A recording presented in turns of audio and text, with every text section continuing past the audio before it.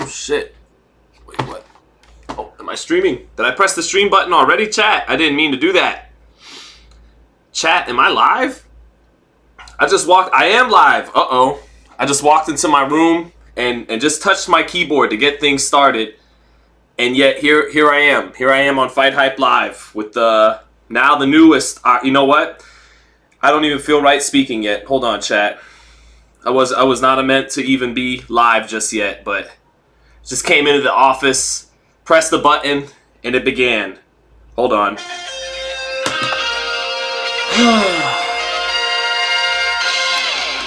Hello. Hello, everybody, on FightHype Live.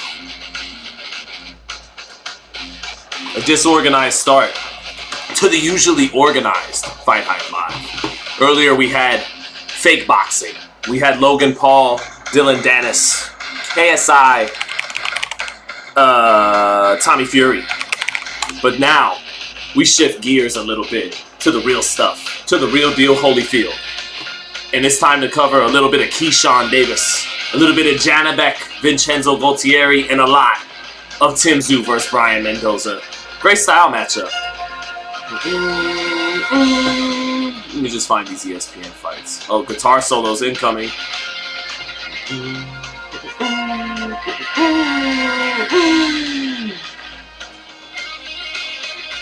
My air guitar is terrible. Someone mentioned that in the live last time. Alright.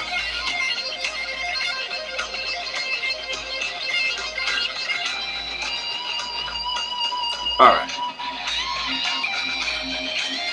What's going on, chat? What's going on? We're up to over 100 people now for this live on Brian Mendoza, Tszyu. Let me head to showtime.com now and get ready to pull up their stream, which is set to start in about 5 minutes. Let me see. Showtime Championship Boxing. Bam. Showtime Boxing. All right. So I already got the ESPN fights pulled up. About to see the boy.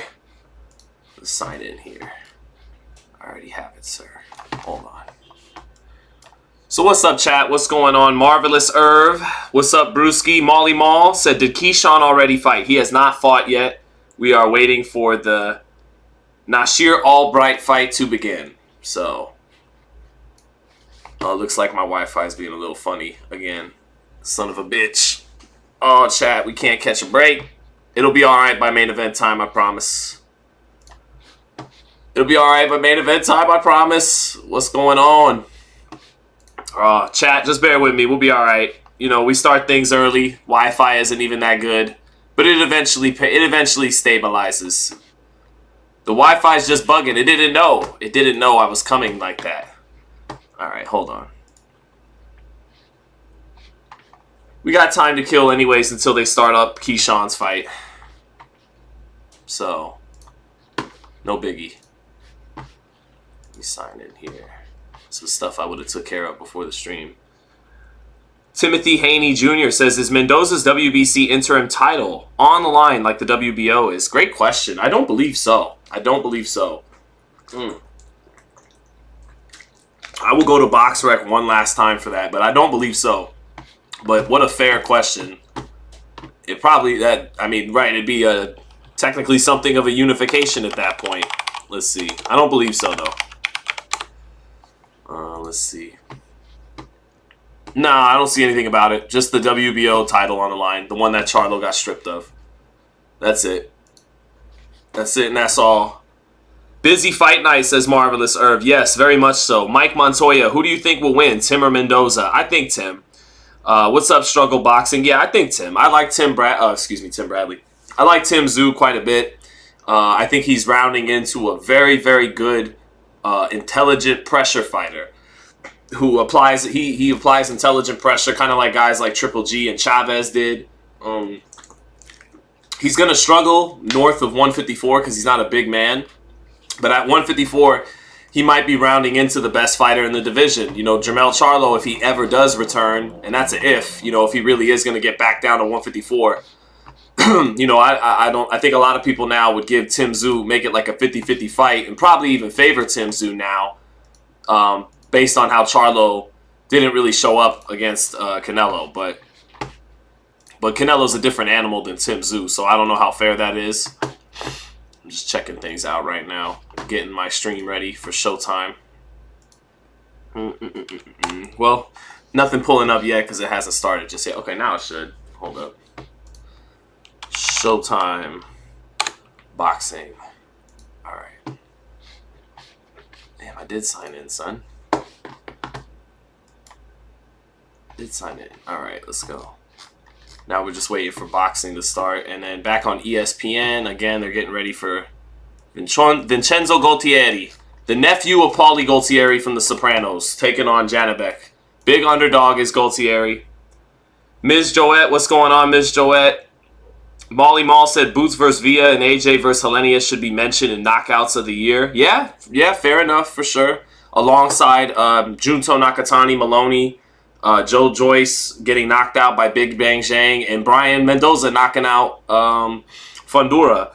So the two you threw in, which were the two you threw in too?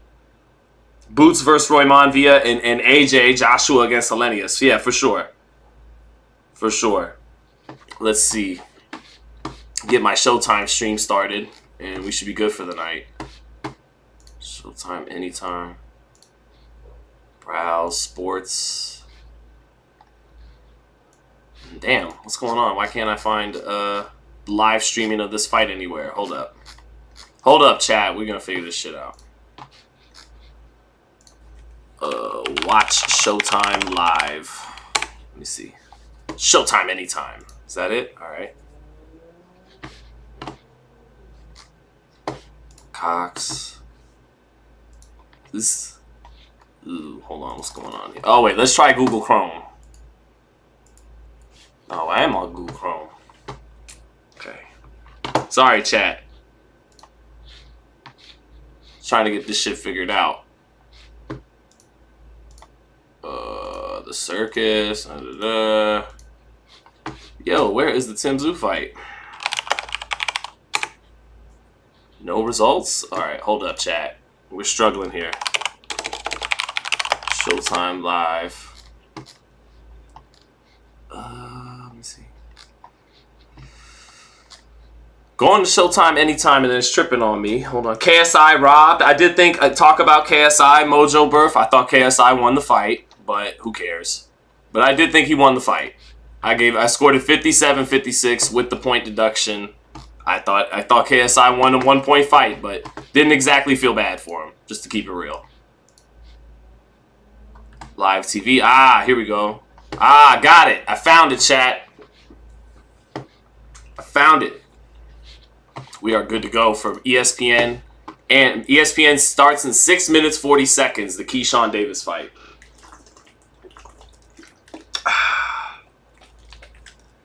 They're being streamed. I got it. I got it figured out, Woo. Miss Joette said, how's your beautiful wife doing, Sean? Thank you, Miss Joette. She's doing great. Hold on. Let me get this turned down. Damn it. How do I turn you down? Brian Custer. Stop talking. Brian Custer, stop. All right, hold on. I'm going to have to just mute my computer then. Brian Custer refuses to be turned down. There is no option on the Showtime app to turn people down.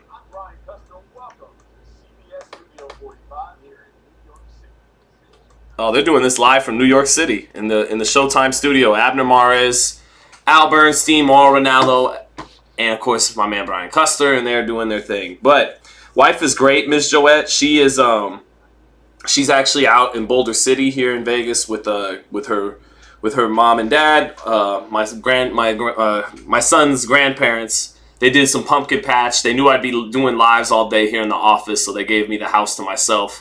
When my son's doing some pumpkin patch stuff out in Boulder City with his grandparents and his mom. She's trying to get him to go to sleep in time so she could actually pull up and watch the fight with us tonight. Hopefully she could pull that off, but appreciate you asking about Samantha. She's doing great. Hope you're doing good too. That pink goes crazy, says Woo. There was a lot of pink on throughout the Logan Paul card. It was Cameron would have been proud back in 2003. Yeah, Keyshawn's about to fight CEO Shorty. What's up, Tay Day? This is a walkout fit for Keyshawn for sure. The October pink continue. Oh, is it the breast cancer month thing? Is that what's going on here? With all the pink. Keyshawn, by the way. Okay, oh, Keyshawn's fight is ready to go. Let's go. Let's go, people. Let's go. Let's take a look at Keyshawn's fight. All right, Keyshawn Davis, round 1, and we begin against Nasir Albright. ESPN crept up on me. They kind of did what I did with my stream. They just started it. All right. Davis getting backed up just a bit. Now he steps forward. Double jab to the body to get started. Jab to the body by Nasir Albright. They trade jabs. Both land them. Keyshawn's head did pop up a little bit as they trade jabs. Keyshawn's head pops up again a little bit on another jab by Albright. And then Albright smothering Keyshawn after landing that jab with the clinch in the center of the ring. Keyshawn holding his ground in the center of the ring now. Bats down the jab to the body. Parries it away. Sticks his jab in. Not landing it flush. First minute of this fight, Keyshawn in the shoulder roll eats a jab and then covers up and makes him miss the second and third punch after the jab landed for Nasir Albright. Nasir Albright getting his jab to the body parried. Keyshawn short with his jab up top in the center of the ring. Pulls away from the jab, pivots out to the right and resets in the center of the ring, does Keyshawn. Albright moving out to his right, pivoting out and resetting, staying in the center of the ring. Keyshawn getting his jab to the body going a little bit. Tries to counter with a right hand up top. And now he lands his first 1-2 through the high guard of Nasir Albright in the center of the ring. Now he lands his jab. Falls short with the right hand counter over the top of Albright's jab in the center of the ring. Fall into a clinch. Referee separates him halfway through this first round. Albright testing some of the skills of Keyshawn on the outside right now. Being a smart fighter. Falls short with his right hand, does Albright, but he follows it up with a jab, a 2-1, and lands that jab on Keyshawn. He's landed about 4 or 5 jabs on Keyshawn this round. Keyshawn faking him out, short with the 1-2, but starting to press the action a little bit. Lands a jab. Oh, good jab lands for Albright, knocking up Keyshawn's head. He missed short with the hook and then stuck in a jab that Keyshawn didn't sense coming at close range. Didn't think he would jab from that close up. So Albright with a solid first 2 minutes of the fight. Keyshawn not finding the mark with his offense just yet. Pause with the jab, sticks out a right hand, sticks out a jab, but Albright a little slippery up top early on. Now the jab lands on Albright's chest, but he doesn't get hit with that chopping right hand right after that jab to the chest. They trade jabs. Keyshawn getting jabbed again by Albright. Nice jab to the body by Keyshawn in the center of the ring. Lowers his lead hand around his waist. Now he picks it up. Little short counter right hand by Keyshawn, touching Albright over the top of his jab at the center of the ring. Nice little short right hand. Now 1-2 from Keyshawn, a little off the mark. His shoulder roll slips and slides well in the center of the ring. A combination by Albright. 10 seconds left. Keyshawn starting to lock it in now. Little counter touch right hand over the top of Albright's jab lands for Keyshawn out of that shoulder roll in the center of the ring. And that'll do it. That'll do it for round 1. Nice little 2-piece to the body by Keyshawn and some fighting after the bell by both Keyshawn and Nasir Albright. But maybe a round 1 to Albright.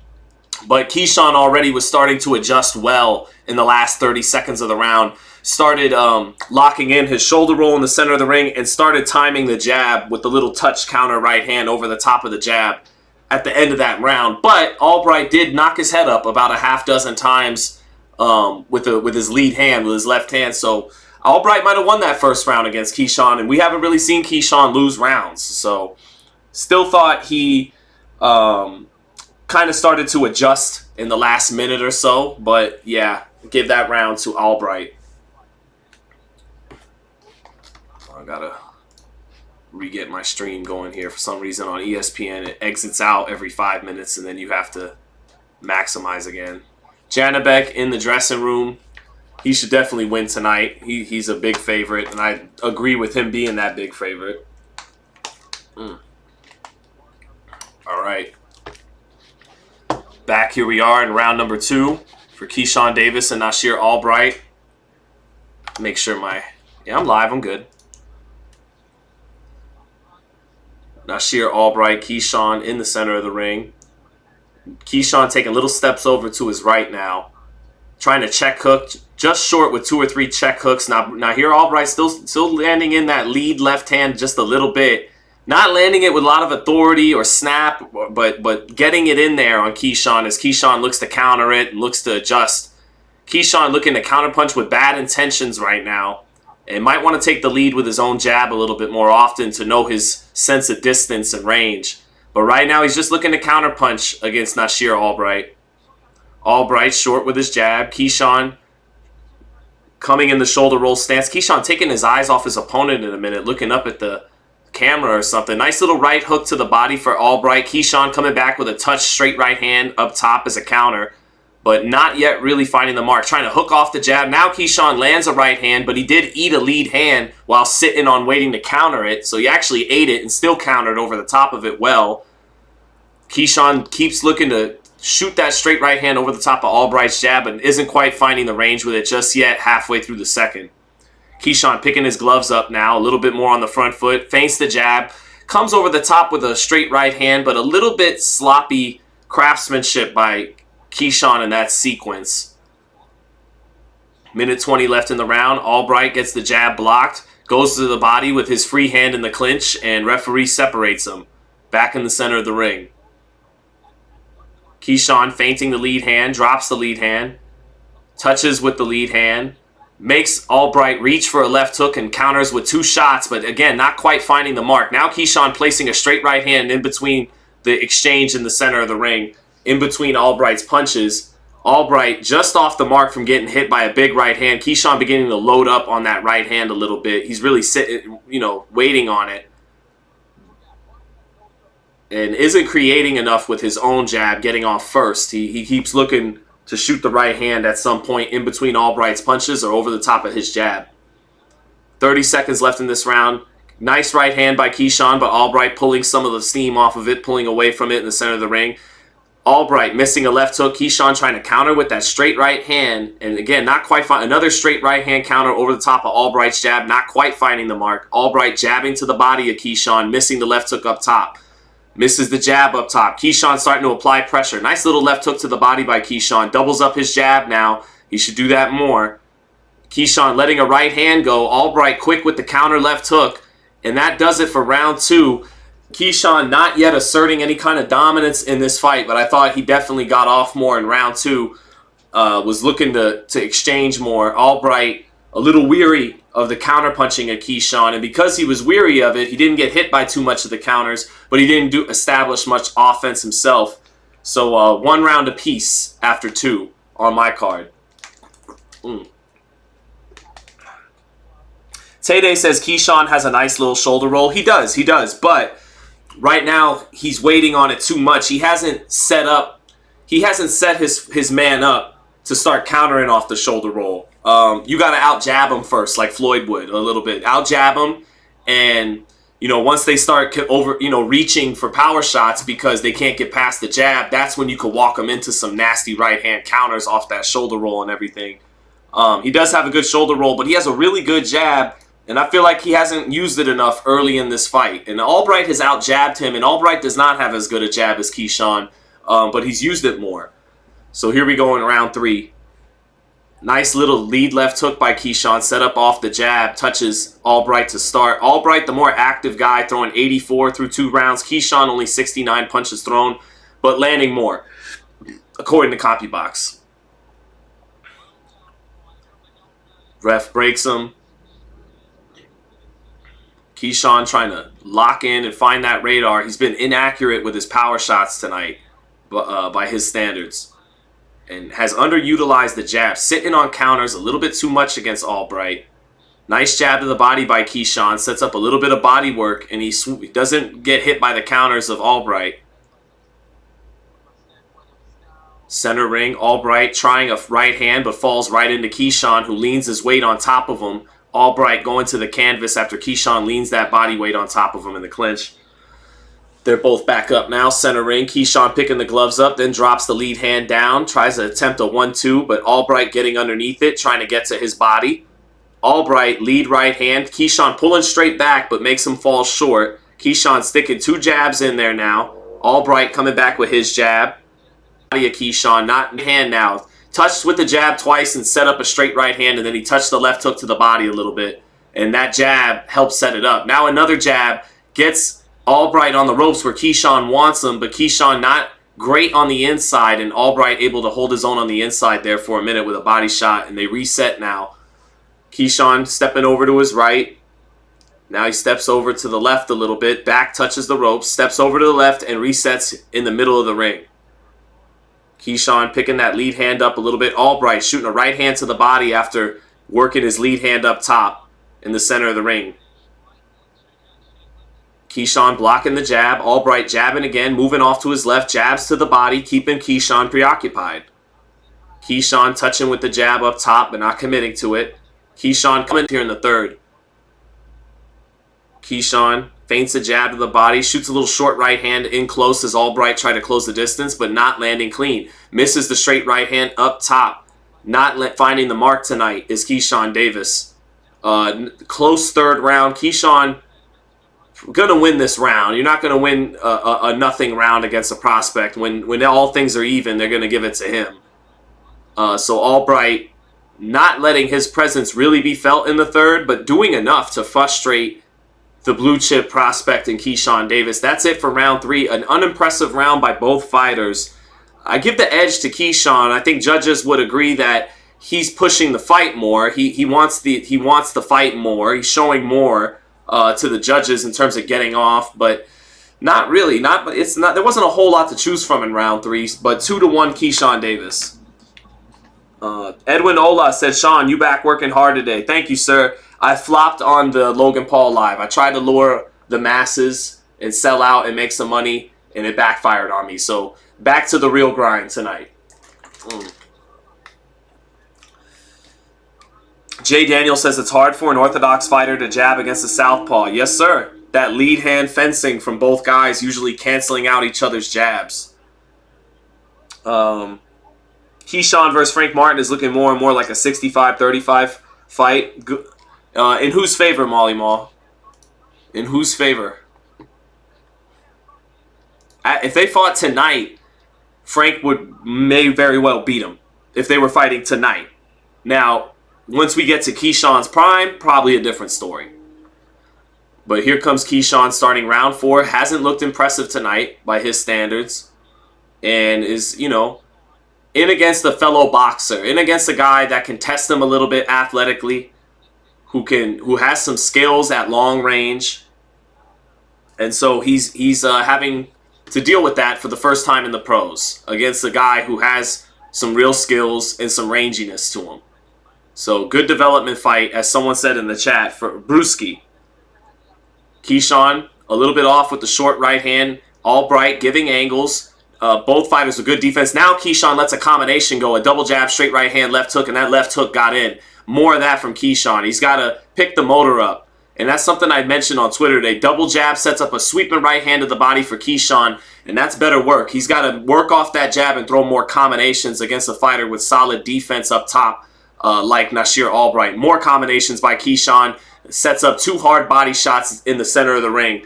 Keyshawn just letting those hands go to start round 4, and now he's off to a good start in round 4. Got to continue to throw more combinations than Albright. Oh, now in the short, straight right hand over the top of Albright's jab. Just a little bit off the mark, but closer with it now was Keyshawn. As Albright tried to get some get back from a few of those combinations. Keyshawn with a 1-2. Albright pulling away from it. A little too predictable on the 1-2 setup. Keyshawn's got to work his levels with his combinations to set up that right hand up top. Albright has been slippery up top. Albright moving his head left to right in the center of the ring, shooting jabs, falling short, but keeping Davis preoccupied on the outside. Double jab by Albright, both falling very short, but again, keeping something in front of the young man. Falls short with his jab again. Keyshawn moves out to his right, resets in the center of the ring. Keyshawn making him fall short with the jab 2 more times. Measures with his lead hand and backs out of range, does Keyshawn. Shimmies a little bit to get in range. Fakes out. Left hook to the body. Sets up a left hook up top. Nice 2 single shots by Keyshawn. 2 hard body shots by Keyshawn in the center of the ring. Measured with his lead hand and then right hook, left hook to the body. Good stuff. He should touch that body more against a guy who's been hard to hit up top. Now he throws a little clubbing right hand up top that sets up a right hook to the body. Using better levels with his punch selection there. 2 little jabs by Keyshawn. Sits on the shoulder roll and finally lands that shoulder roll. little counter right hand, and Albright's legs did a little reaction to it. Albright on the ropes, blocking headshots, but Keyshawn touches the jab to the body. 2 body shots with Albright on the ropes, and now Keyshawn is figuring out some answers in there. Beautiful catch on Albright's left hook. Keyshawn catching it beautifully, staying on top of him. 2-3 jabs by Keyshawn, and he beats his chest. Finally starting to find the rhythm offensively. 2 left hooks to the body by Albright with 10 seconds left. Keyshawn with a double jab, right hand off the mark. But Keyshawn dances back to his corner and seems to have found a rhythm offensively. By far, the best round of the fight from either guy, that 4th round for Keyshawn Davis. What's up, Bostons? Hey, Real Recognize Real said, what's up, Sean? Respect as always from Australia. Hey, stick around, brother. We'll be ready to call your countryman's fight, Tszyu, once it's main event time. I just figure for now, you know, Miguel Flores, Sam Goodman, forget about it. We'll watch Keyshawn Davis over here. Keyshawn Davis is a good fucking young fighter. We'll watch him. But until we get to Timmy T, or as Jamel Charlo will call him, Tim Tszyu. Once we get to Tim Tszyu, it is time that we call his fight. It's gonna be a style. If styles make fights, it should be a very fun fight with Mendoza and Tszyu. I think Tszyu will win, but let's see if Mendoza lands that left hook he landed against Fundora. Let's see how Timmy could take that shot. Yes, sir. Real, not recognize real. I appreciate it. No, 40-36 on Kriegel's scorecard. I gave Albright the first round. ESPN has Davis up 4-zip. I have it more 3-1. Hold on. Let me tell this person.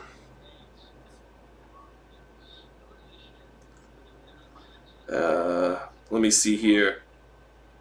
And my damn stream messed up a little bit on the ESPN. Let's get back to Keyshawn's fight.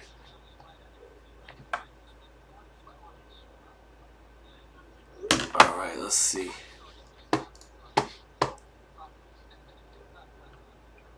All right, back in it with Keyshawn. Round 5. Only 45 seconds elapsed. Keyshawn keeping that right glove up, catching and countering in combination with more compact, well-placed shots. 3-punch combo, countering the jab of Albright there.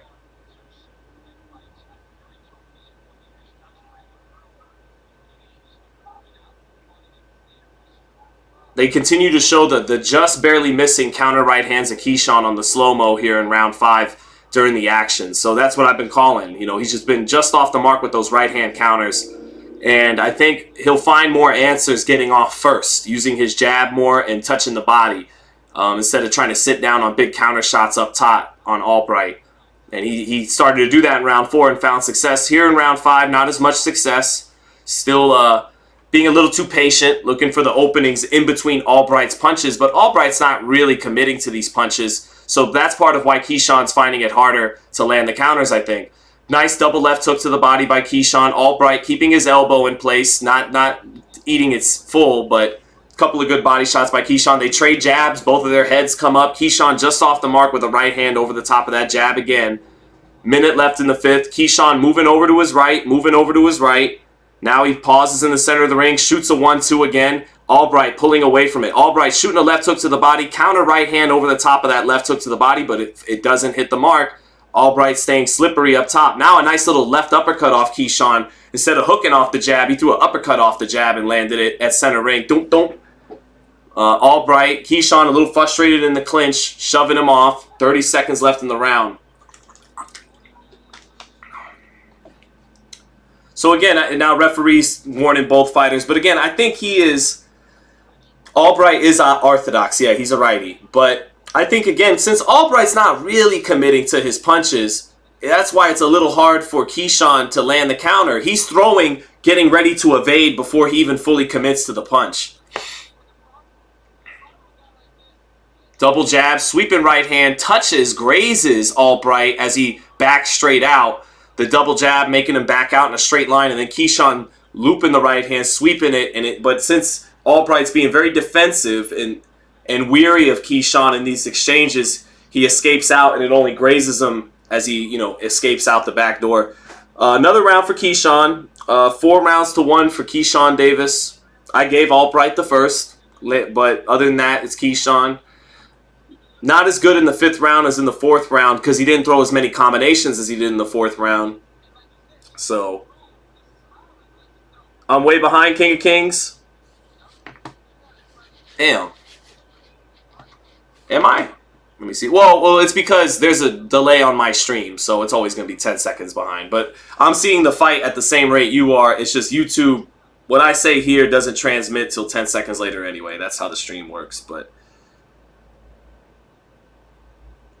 Sean, thanks for really staying up to deliver this amazing broadcast. Thank you, Hi Derek. I appreciate that, brother.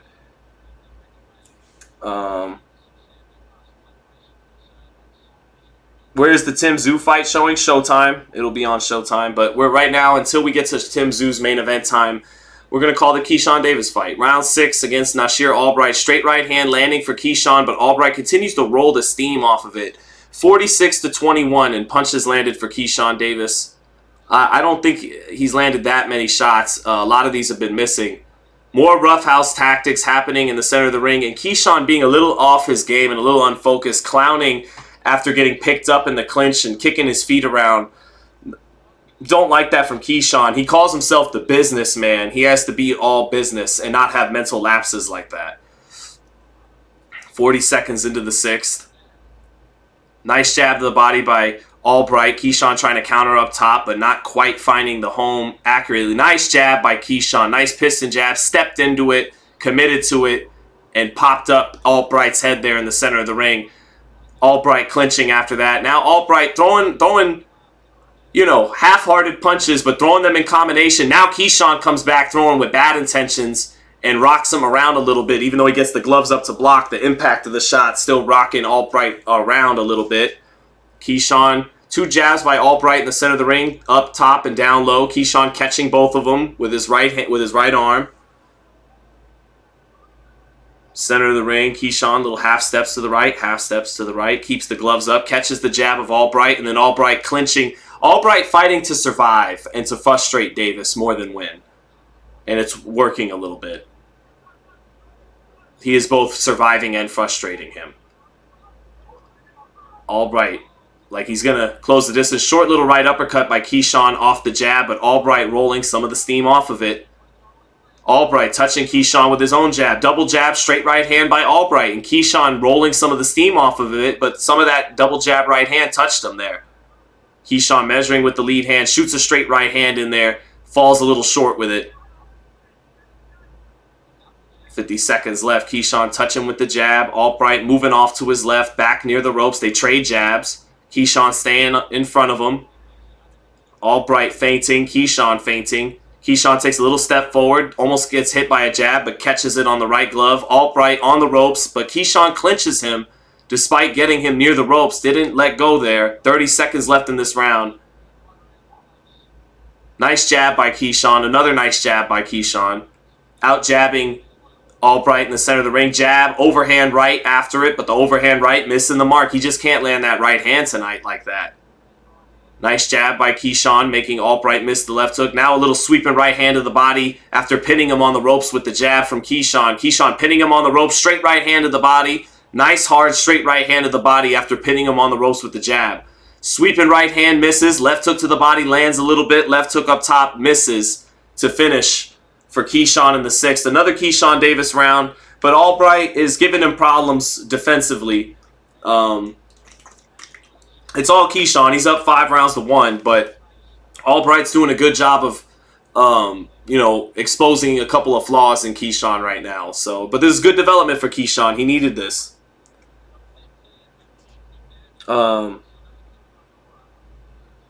Let's see. Keyshawn hasn't looked that sharp tonight, says Tay-Day. He hasn't. Dare I say Keyshawn can't run through this guy like everyone else. Sean, Albright is from Philly, right? I believe he is.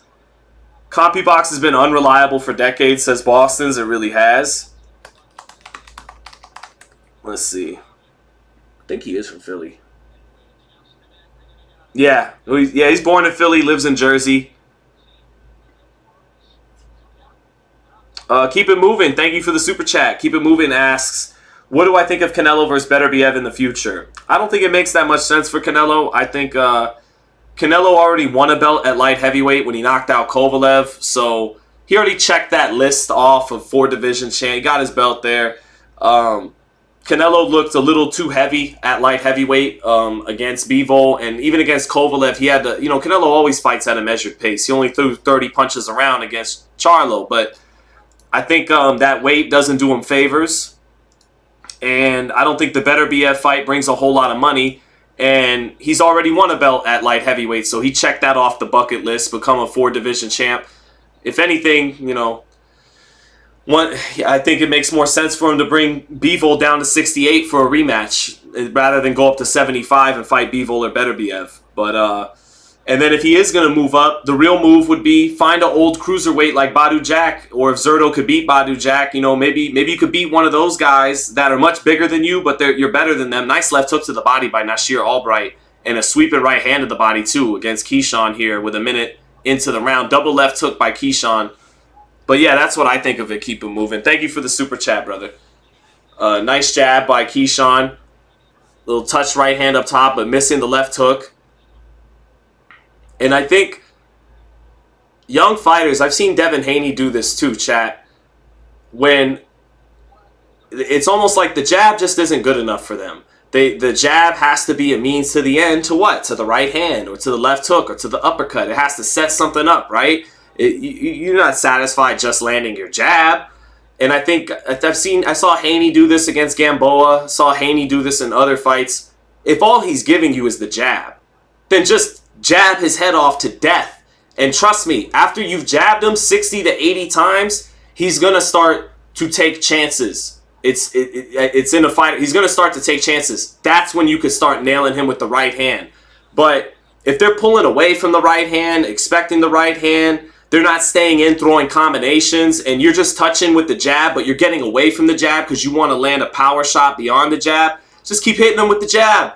Hit him with the jab until he's tired of getting hit with the jab and starts taking chances. And that's when that's just how I see it, sitting on my ass. And Keyshawn, he can land the jab. It's there. It's there against Albright, but he'd rather sit down and wait on a counter right hand. He landed a really nice body shot a minute ago, set it up with the jab. Jab to the head, jab to the body, boom, boom, to the body, left hook, right hook. But, I think young fighters, they don't get satisfied with the jab, or they feel like maybe they're not doing enough. So, 10 seconds left. Keyshawn trying to walk him into a straight right hand. Albright flailing forward, throwing combinations, not finding the mark. Keyshawn just not looking impressive, but he wins the 7th round again. Wins the 7th round. He's won just about every single round. But it's just had, it's kind of like his Shakur Stevenson, Jeremiah Nakatia. He's winning all the rounds, but it doesn't look super impressive. What's up, Gustavo Fontalba? Main event has not started yet. Let me check on the Showtime fights. No, they're still in co-main event time with Sam Goodman and Miguel Flores. So.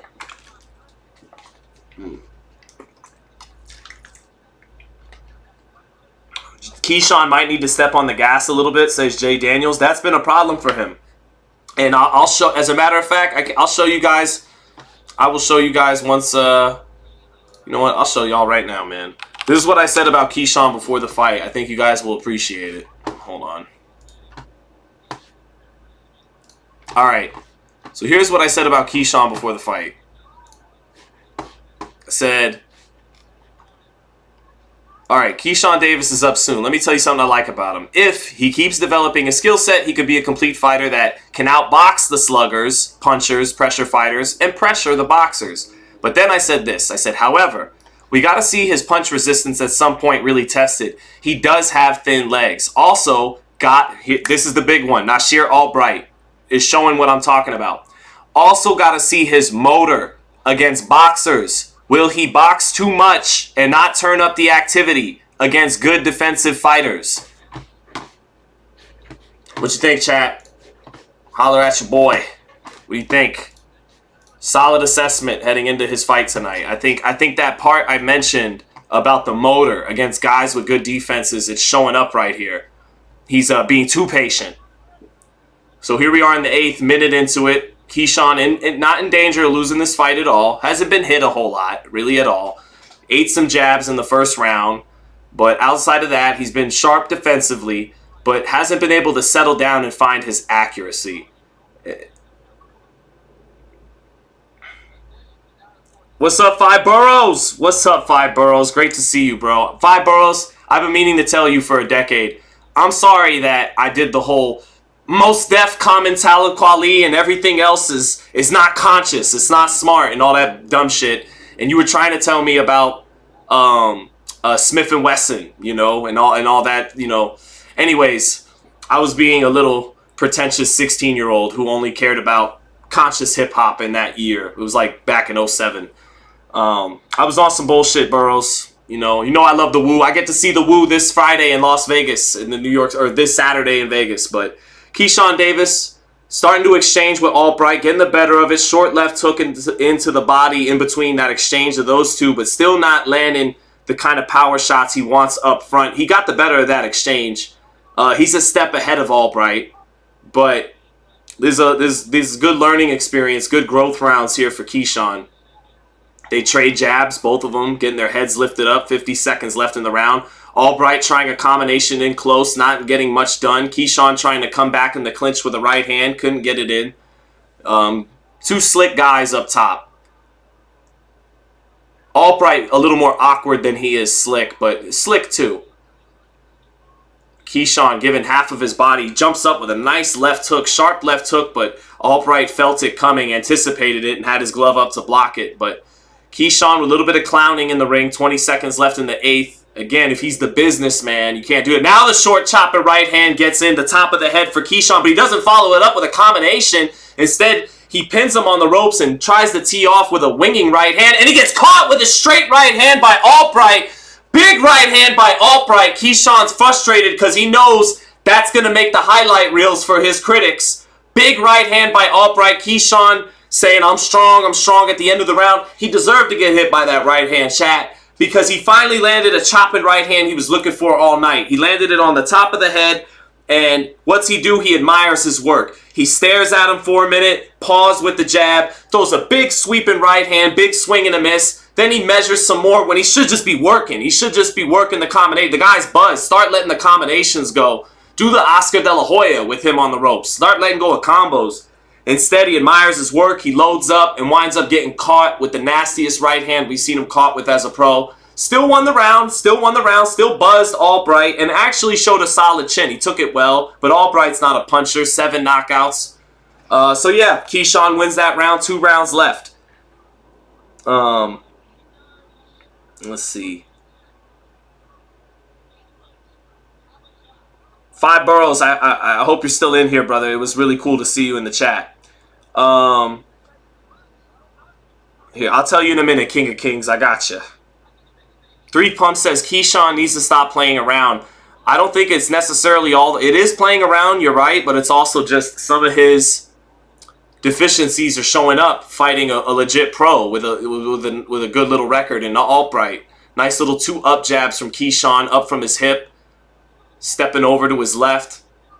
Nice jab to the body by Keyshawn, steps up a sweeping right hand to the body. And again, that jab is there for him all night, but he wants to find a power shot at some point. And again, he's landed that jab at will, kind of underutilized it. Start sitting on the jab. Start throwing it like a right hand then, if that's all he's going to let you hit him with. Sweeping right hand for Keyshawn off the jab, but it falls short. He almost eats that right hand with his back on the ropes again. Keyshawn leaving his chin up in the air a little bit in the center of the ring, slips a few shots and then clinches Albright. Keyshawn high guard, Albright firing to the body. Keyshawn catching it on the elbows, backs out of range some more. Back is near the ropes now. Albright touching with the jab. Keyshawn moves off to his left, resets in the center of the ring, feints a little jab to the body, but he's back on the ropes again, and now he clinches with his back on the ropes, not asserting his dominance and ring generalship here in the 9th, halfway through. Nice little touch left hook to the body by Albright, while Keyshawn remains defensive. Keyshawn letting out a couple jabs, little short straight right hand over the top of Albright's jab, but not landed with conviction by Keyshawn, just touching him that time. Keyshawn being a little timid here in the 9th, backing away from Albright, raises his eyebrows at the camera. Albright sweeping right hand to the body off the jab up top. Not getting a whole lot done with that, but he's getting off right now, and Keyshawn isn't doing a whole lot in this 9th round. Keyshawn backing away to his right. makes Albright fall short with the jab, measures with the lead hand, measures, back touches the ropes. Albright fires a combination, but flails a little bit, and Keyshawn slips out of there. Keyshawn touching him with the jab in the center of the ring, catch, but doesn't let go of anything in that sequence. 40 seconds left. Steps over to his left. Nice hook off the jab by Keyshawn, but Albright with the glove up to catch it. But Keyshawn has a good left hook. You could see it's sharp and has some pop on it, but Albright blocking it. Keyshawn just not that effective finding the openings in between Albright's punches. Nice little turns Albright on the ropes. Touches him with a little bit of a short right hook. Touches him with a right hook to the body. But now a little straight right hand in between Albright's punches. Now they exchange in the last 10 seconds of the ninth. Keyshawn getting the better of it. Swimming without getting wet. Nice right uppercut counter by Keyshawn in the pocket. And that'll do it for the ninth. Keyshawn won basically every round. Tay-Day, I agree with you, Tay-Day. Tay-Day says, Keyshawn thinks he's bigger than he is, but he has a lot of potential, though. I agree. Agree with both. Jay Daniel says, Keyshawn should work on his catch-and-shoot game on the inside. I agree. I think he has the talent to do that. He has the left hook to the body and to the head. He has the tools needed to hold his own in the pocket. I agree with you. He should. I've always said, Jay Daniels, that Keyshawn likes to box a little bit too much for his own good. You're not Floyd. You're not Devin. You're not Shakur. You are built to be a little bit more offensive than they are. You are a good boxer. You do have good defense, but get busy. You know what I mean? Get busy. Throw some combinations. Get to the body. Be first with the jab. Don't always play counterpuncher. You ain't Terrence Crawford. You know, you're not. So not yet. You know, so be first a little bit more. Have a little bit more foot on the gas. That's something I've always talked about with Keyshawn, because he has the ability to throw some nice combinations and to have a good offensive arsenal when he's not being too patient. Let's give credit to Albright. You know, Albright has been a lengthy guy, rangy guy, hard to hit, a little awkward, and from Philly. So we'll give him some respect too. That he's he's a competent pro.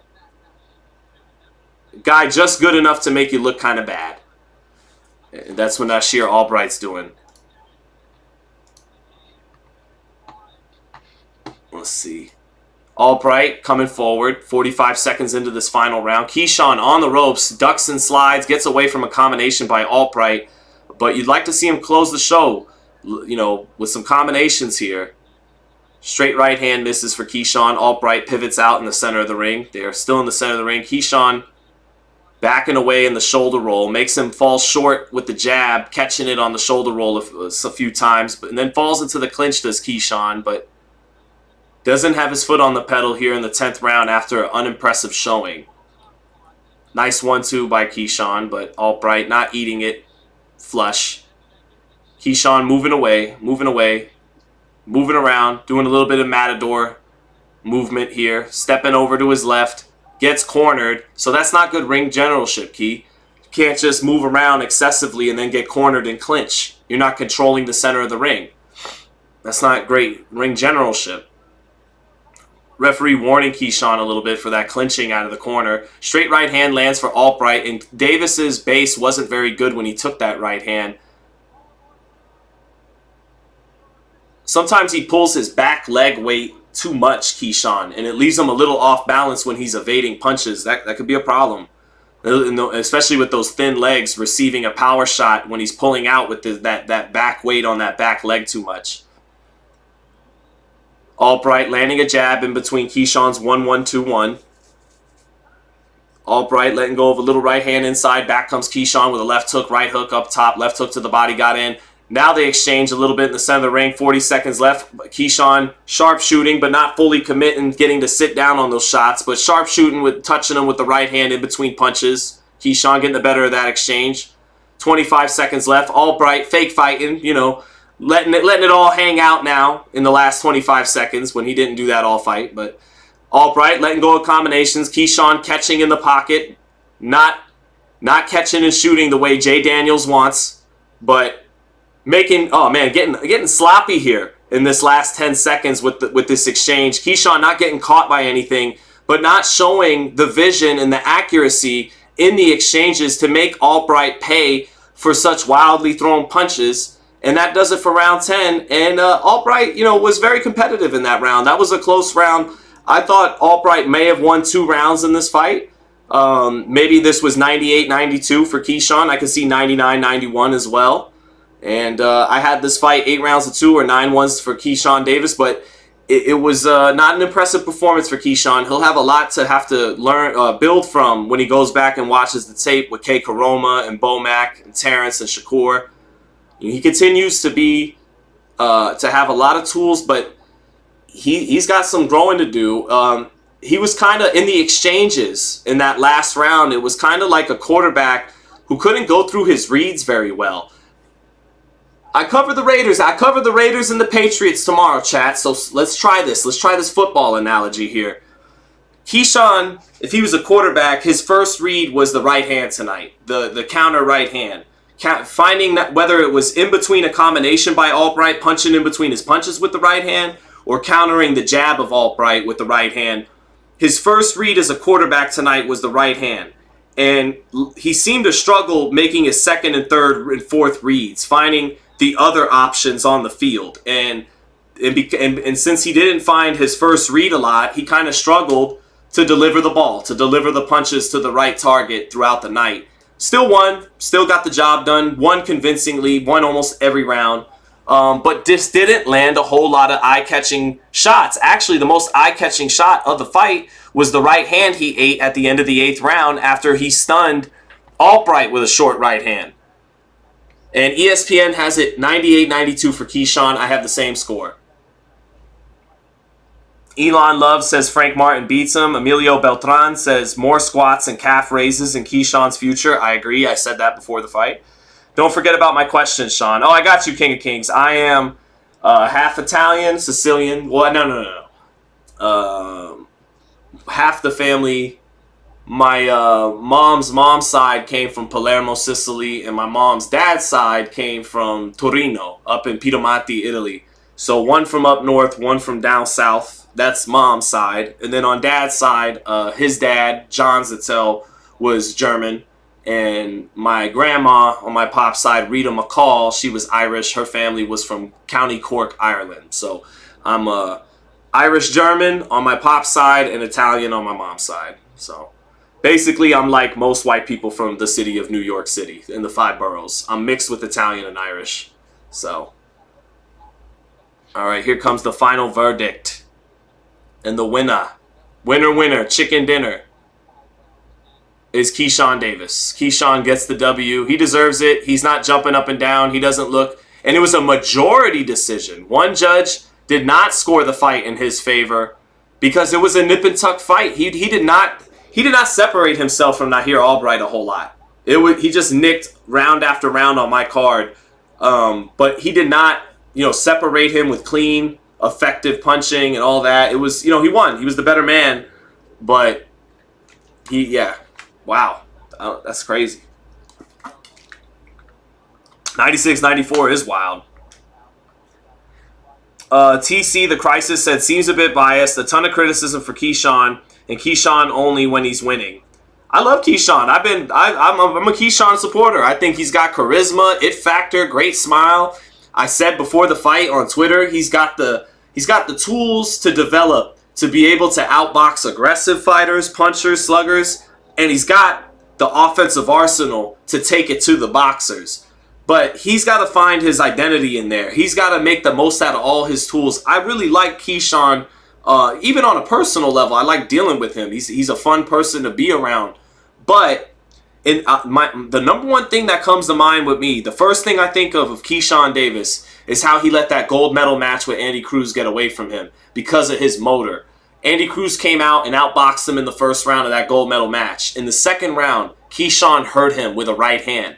I felt at that moment in the fight is his. And he let it get away from him because he did what he did tonight with Albright. He waited too much. He tried to counterpunch. He fought on the outside when he should have been taking it to the other man. And he has the skills capable to do it.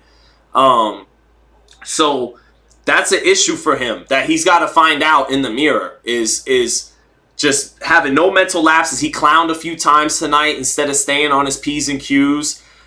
He's a little too patient sometimes in the ring when he should be getting off first. So I believe in him, and I want to see him tap into all his potential and fight a lot fucking better than he fought tonight, because I think he's capable of fighting a lot better than he fought tonight. You know, he's got to be honest with himself about the improvements needed to become elite, you know. So he's got the length, he's got the jab, he's got the defense, he's got the hand speed, you know, he's got the pop in both hands. He's got to put it together. And he definitely did enough to win tonight, but he got hit with that right hand in the 8th round, and he looked unimpressive enough that his rivals, Devin Haney, whoever, Teofimo Lopez, Andy Cruz, you know, they could clown him on tonight's performance. They could say, I would have done this and that with that guy, and you know, you went the distance and didn't do nothing to him. So it is what it is. It is what it is. But I like Keyshawn.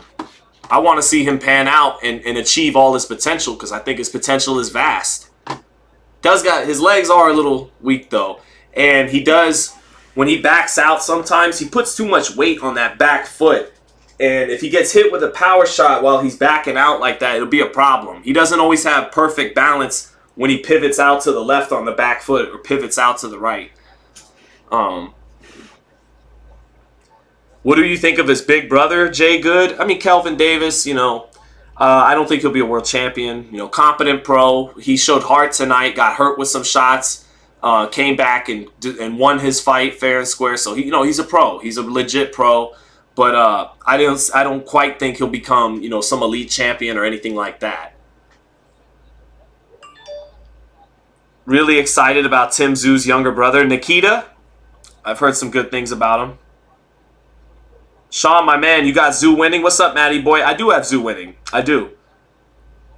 Sergio Montano says, do you think he is confused being patient with loosening the moment or turning it up? I think what it is, Sergio, is, look, he's come up in the Floyd Mayweather era. All these kids look up to Floyd. There's no coincidence he shoulder rolls. I know the shoulder roll wasn't invented by Floyd. It was invented by Georgie Benton, and then later made popular by Tony and Hopkins and a lot of other guys besides just Floyd. But these kids aren't doing the shoulder roll because they saw Georgie Benton or James Toney do it. They're doing it because they grew up seeing Floyd Mayweather do it. And so when Floyd is the foremost thing in their conscious coming up as young fighters, you think hit and don't get hit, hit and don't get hit, the school of Floyd Mayweather. And that works better for Devin and Shakur, but for Keyshawn, you're a different mold of fighter. You're pretty good on the front foot. Sometimes you're better off on the front foot than you are on the back foot. And I think he still is kind of struggling to fully grasp that. He still comes from that Floyd Mayweather school of being patient, being smart, hit and don't get hit. All that's true, of course. Don't lose that. No one's asking you to be a face-first brawler, but I think you're a little bit better on the front foot. I think you're a little bit better getting off first sometimes. I think you're a little bit better putting together combinations instead of single pop shots in between other guys as combinations. I think you should be the one throwing combinations sometimes. So now until you fight an Isaac Cruz or someone like that, you could be more the boxer, counterpuncher against them. But against a Nasir Albright who's not really trying to engage and commit to his punches, and he's keeping it on the outside, and he's rangy and awkward, you got to get to his body. You got to keep the foot on the pedal, make him fight. And, that's all. That's it. And it's so much easier said where I'm at, obviously, than him in the ring. But I just think he's capable of these improvements. So this is what I've said about him since the amateurs, since he came out of the Olympics. I always said, I like him. I just don't ever want him thinking he's Floyd or Shakur and Devin. He needs to realize that he's a little bit more aggressive in this tool set given to him that he's developed. It benefits him not to box as much as those guys do, in my opinion. Let's see. Also, he's on Crawford Shakur team. I think he wanted to be impressive versus what worked in the moment, in my opinion, says who dat. Yeah, James Toney used to sleep motherfuckers behind his shoulder roll. Absolutely, Jay Daniels. Rapstar Boxing Knowledge said Kid Austin was a guest on my channel, and I believe he takes care of Keyshawn. I still would favor Keyshawn. He just has better skill set than Kid Austin. Kid Austin's very raw. He's more, I think he punches harder than Keyshawn. I think he has great physical talent. He's an explosive athlete, Kid Austin, but he's very raw. He doesn't have the jab Keyshawn has. He punches harder than Keyshawn. He is built stronger than Keyshawn. But I think Keyshawn got a lot of skills, and again, I haven't seen a real jab from Kid Austin, a consistent, educated jab, and I think he's raw. He relies on his athleticism and his power right now. Keyshawn, even though he's not as skilled as he needs to be or thinks he is quite yet, he's still more skilled than Kid Austin, and he's older than Kid Austin. He's 24, and Kid Austin's 20 or 19, so. Yeah, I don't think so. I don't think yet. Kid Austin's too raw. He's too raw. He's got some great physical talent, but he's got to, figure out the craft and the nuance and some sophistication to his style. Can't just, do the Roy Jones thing and jump in with left hooks forever, Let me see. Let's see. These Kid Austin stands get bold, says Boston. That's funny. It's just awesome that people are in the chat love boxing enough to be Kid Austin guys, It's like Keyshawn tries to be who Shakur and Bud is right now instead of working to get there, says Tay Day. Kind of true, and you got to watch out for that, brother. You're right, because Keyshawn is he's not the guys that Floyd signed, but back when Floyd all signed the money team, everyone but Badu Jack was the one who was focused. Badu Jack was the one who didn't get caught up in all that shit. He put his head down and he worked, and now he became multiple division world champion, had a real lucrative career. Still champion to this day at cruiserweight. All those other guys, I won't name names, but all those other guys got caught up in the glamour of prime Floyd Mayweather, and they thought like they were Floyd because they were with Floyd and trained with him in the gym, and they were his little fighters he signed. And that was cancerous to their development. So you got a point mentioning Keyshawn can't think just because he's their brother, and he's very talented himself that, I'm right there with Shakur and Terrence because I'm always around them and I spar them and they believe in me. And right, but you're not Terrence or Shakur yet. You're not a multi-division champion. You're not a pound for pounder. So, yeah. So what would Molly Mall say? Molly Mall has got people laughing. Molly Mall. What Molly Mall say to have everybody laughing? Abdullah Mason versus Keyshawn Davis going to be a mega fight one day. I got to be honest, Molly Mall. And again, I like Keyshawn, especially that his charisma, his personality. He's got a good personality. And his name is so much more box office than Abdullah Mason, Abdullah Mason, it doesn't jump off the marquee. Keyshawn Davis, USA Olympian, silver medalist. That's got, pizzazz or whatever to it. But Abdullah Mason at 18, 19 years old, against much lower competition than Keyshawn had to face tonight in Nahir Albright, already looks a little technically sharper than Keyshawn Davis. So that shows you what a fucking problem Abdullah Mason is, that at 18, 19, he's already looking a little more surgical than Keyshawn Davis, who was this close to winning a gold medal and is one of the best prospects at 10-0. Abdullah Mason at 18, 19 already looks a little more surgical, technical, and compact, and accurate, and sharp, and pinpoint. Abdullah Mason, man, if his name was something like if he had an awesome name like Ken Griffey Jr., he'd be like the number one prospect in boxing right now. But Abdullah Mason, we got to work that name up. We got to help generate some sizzle with that name. It doesn't just jump off the page. Oh, here we go. Oh, no. Flores and Goodman have just started now? What? See, I knew Showtime was bullshit, and they take forever. I'm going to refresh just to make sure I'm not tripping that show. Because it's okay. We got Vincenzo Gualtieri and Janabek to call. It's all right. No big deal. No big deal. We got the worst middleweight unification in history set to take place. Janabek looks good in the dressing room, guys. Looks sharp. Looks like he's about to put in that work against Gualtieri. I definitely think Janabek wins this fight. Janabek looks sharp in the dressing room. So, Janabek versus Munguia, fight of the year, says Monster Chon. If Munguia makes it the fight of the year, if Munguia shows up on some bullshit and tries to box with Janabek, he's going to get made stupid.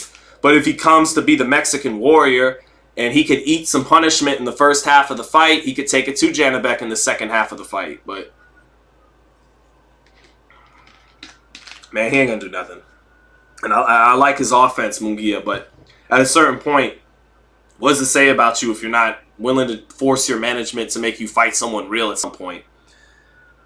What do I think about a Roca versus Stanionis match? Good fight. I'd favor Stanionis, but Roca's a good, solid welterweight, no doubt about it. I respect his skills. Good southpaw, tall southpaw. Lost to Rashidi Ellis, but he's a good fighter. I respect Rocha. Stanionis a little bit more explosive than him. But that'd be a very good and fun fight. Fun style matchup. I think Stanionis is just more explosive than him, a little faster than him, a little snappier than him.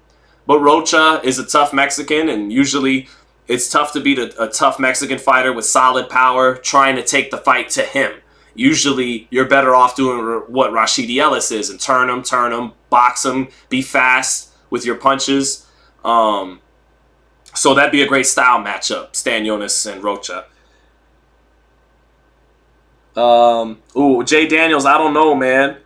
I don't know. Jay Daniels said, Sean, please tell CW that Broner is a future Hall of Famer. I don't know if he is. I get it. They put Arturo Gatti in. Shout out to the Italian-Canadian. It's only timely with Vincenzo Gualtieri, the Italian-Canadian. Look, man. I like Broner. I think he was the problem at 135. His performance against Antonio DeMarco, I was there as a young reporter in Atlantic City after Hurricane Sandy. Jay Daniels, I will never forget it. What he did to DeMarco was beautiful. He won the WBC belt that night. That was his peak moment for me. But I don't think he's a Hall of Famer. I don't. I think Diego Corrales, who's not in the Hall of Fame, he's a Hall of Famer. I think Michael Moore, one of the greatest light heavyweights of all time, who's not in the Hall of Fame, I think he's in the Hall of Fame. AB, I don't think he's a Hall of Famer. He was good. He was a very good lightweight and left lightweight too soon and skipped 140. Went straight to 47 against Paulie.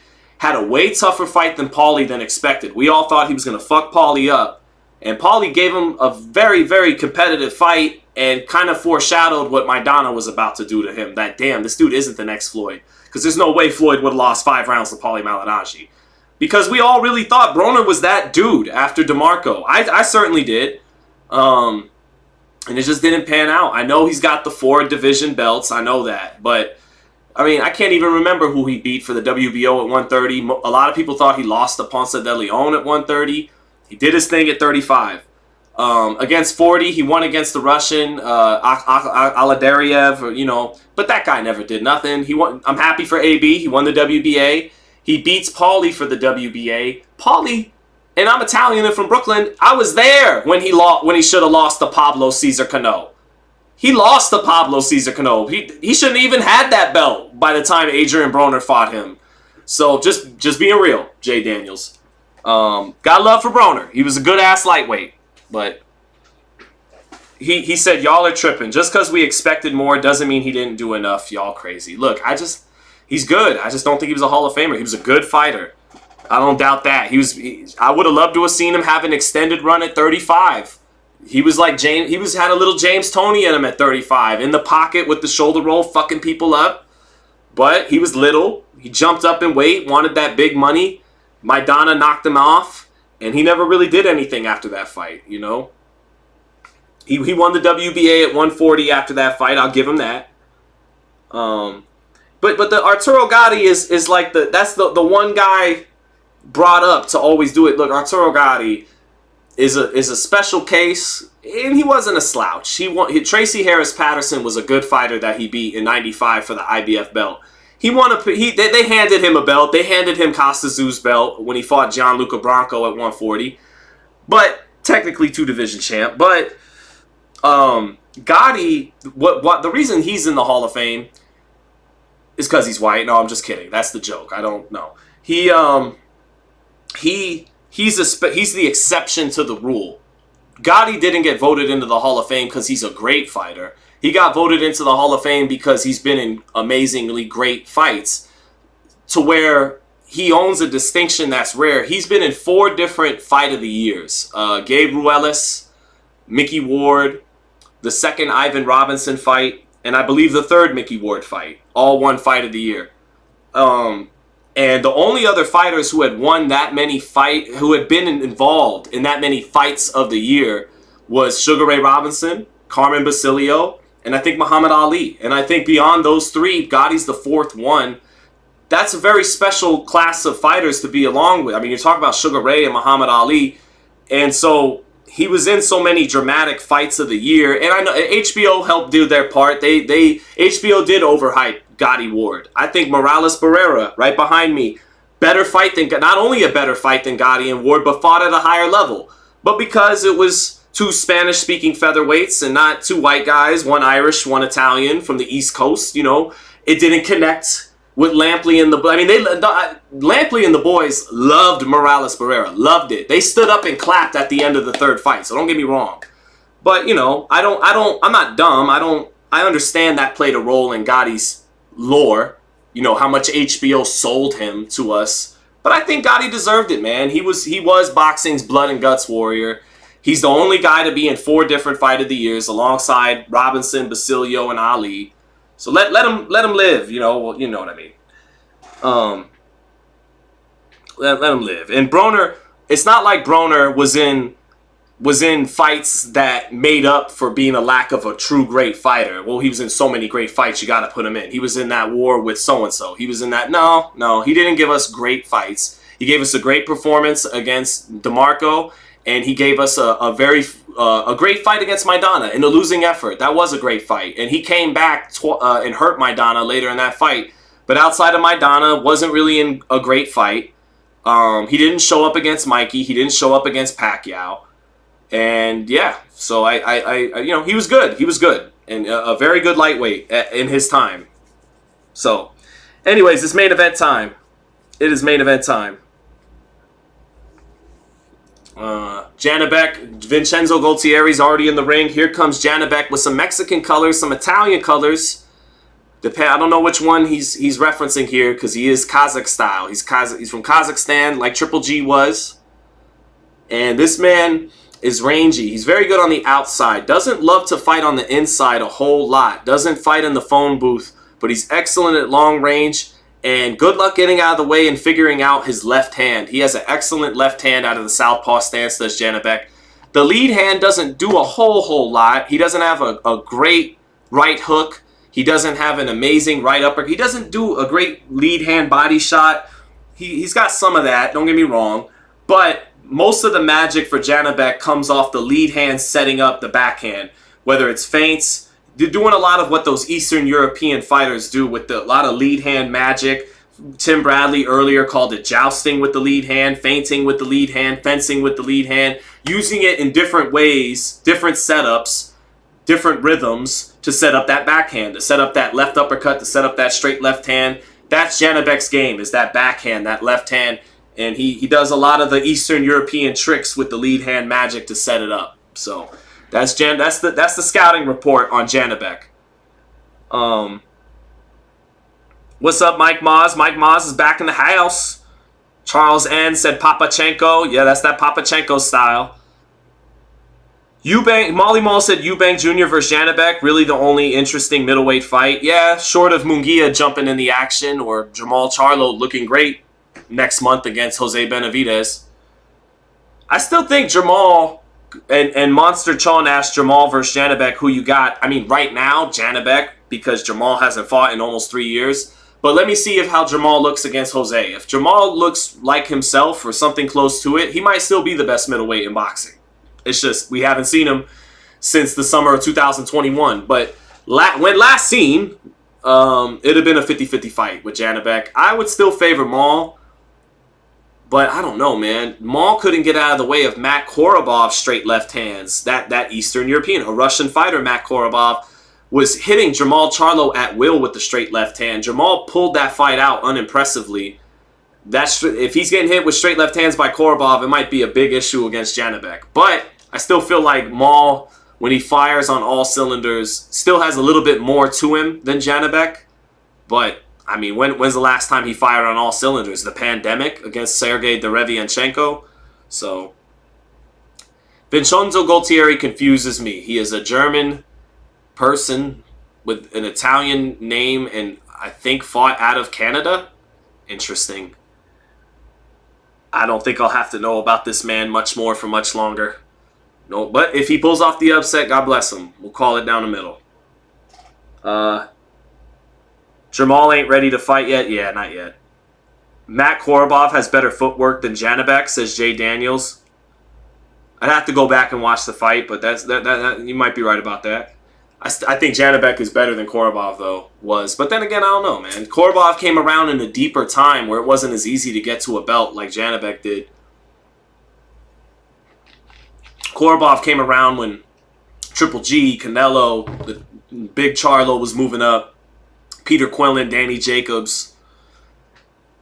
All right, damn, minus 1,600. Huge favorite, Janibek. 300 wins, 7 losses as an amateur, WBO champion, looking to grab the second belt and be the only fighter in the division unified. And he likes to read in his free time, says ESPN. What do you know? Who won't stop Maul? He ain't fighting 3 years, says Mar. Let's see here. Jay Daniels says, I feel like Janibek is straight up and down, no special effects. Jay, I would say, look at the lead hand, the feints he does to set up the straight left hand and the left uppercut. He's got some special effects. You know, he doesn't got some great shoulder roll. He doesn't have amazing upper body movement, but he's rangy. He's got good distance control, very disciplined distance control. And he'll set you up. He'll set you up for his left hand by working his lead hand magic. He's not going to pop a piston jab a whole lot.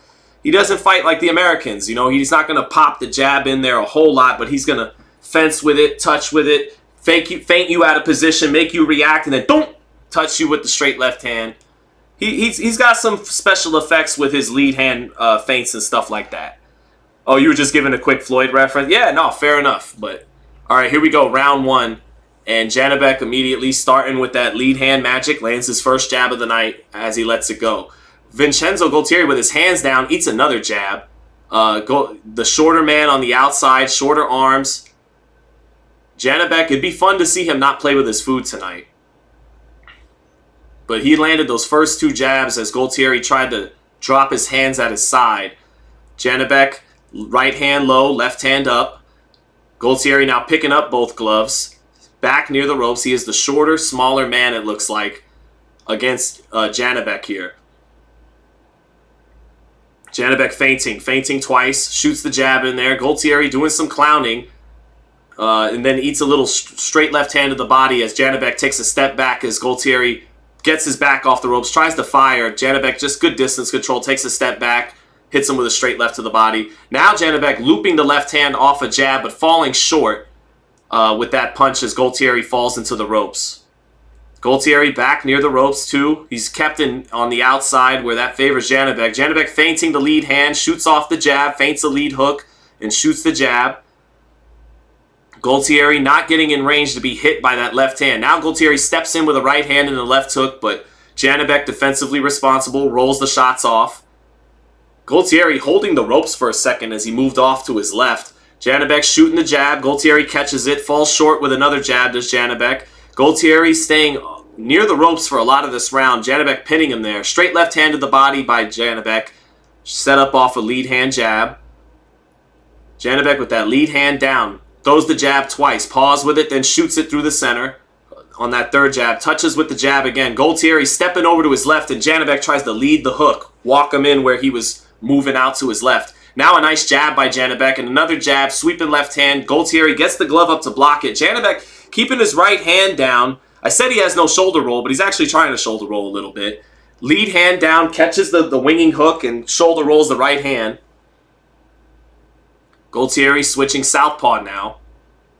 And doing a lot of clowning as Gualtieri, and not in great physical shape as Gualtieri. Eats a jab with his back near the ropes. Staying on the out, little short right hook. Straight left hand splits the high guard of Gualtieri for Janibek.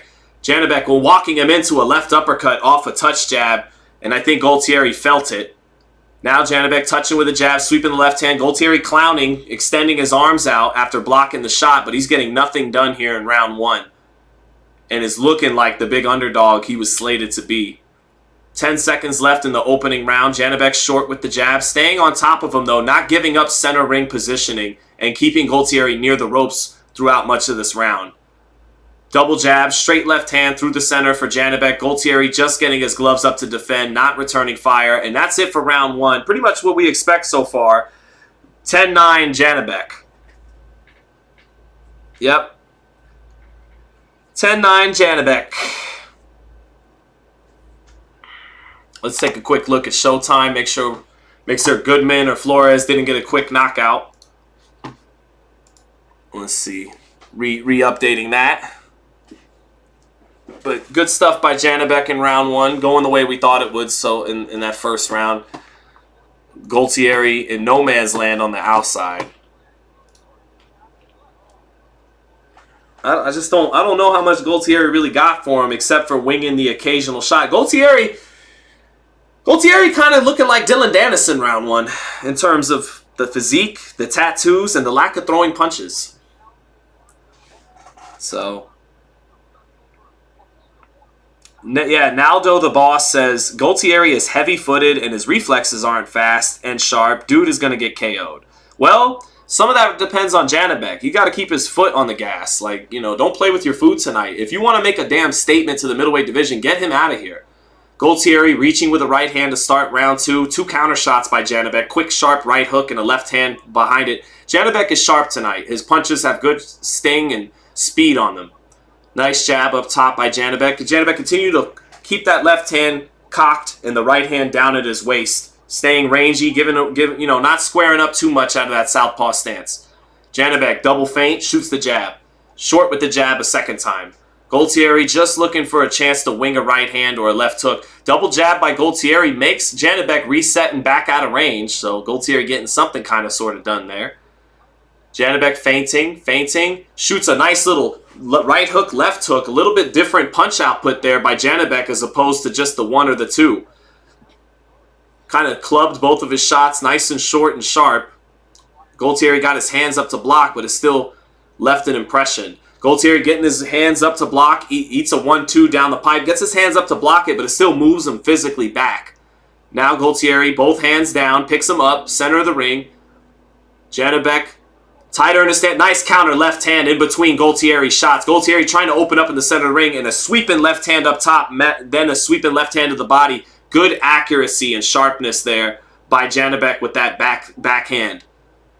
Janibek touching with the jab, daring Gualtieri to come in and give him something to counter. Gualtieri hands down on the outside in no man's land. They exchanged. Gualtieri shoots a jab, eats a straight left hand through the center.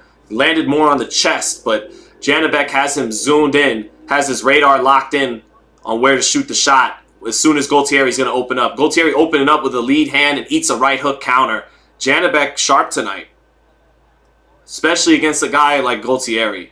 Nice straight left hand to the body by Janibek, measuring off the jab, not giving up his height at all, and not getting hit with the return left hook, keeping his distance. So that hook fell short. Now Janibek backs him up on the ropes, misses with a sweeping left hand. Gualtieri getting his head off the line. Gualtieri dropping both hands. Janibek keeping up with him whenever he tries to move out. Janibek staying on top of him, holding his positioning in the center of the ring. Janibek, 2 jabs, inviting Gualtieri to open up past that jab, and Gualtieri smart enough not to do it. 1-2 down the pipe for Janibek as Gualtieri refuses to give him anything to counter. Now a right hook off the jab. Gualtieri getting his gloves up to block, but the nice sharp right hook catching on the high guard. Gualtieri shoots a straight right hand, gets countered to his body with a left hand underneath that straight right hand. Nice jab lands for Janibek. Another nice jab lands for Janibek. Gualtieri smiles, backs out of range. 10 seconds left in the second round.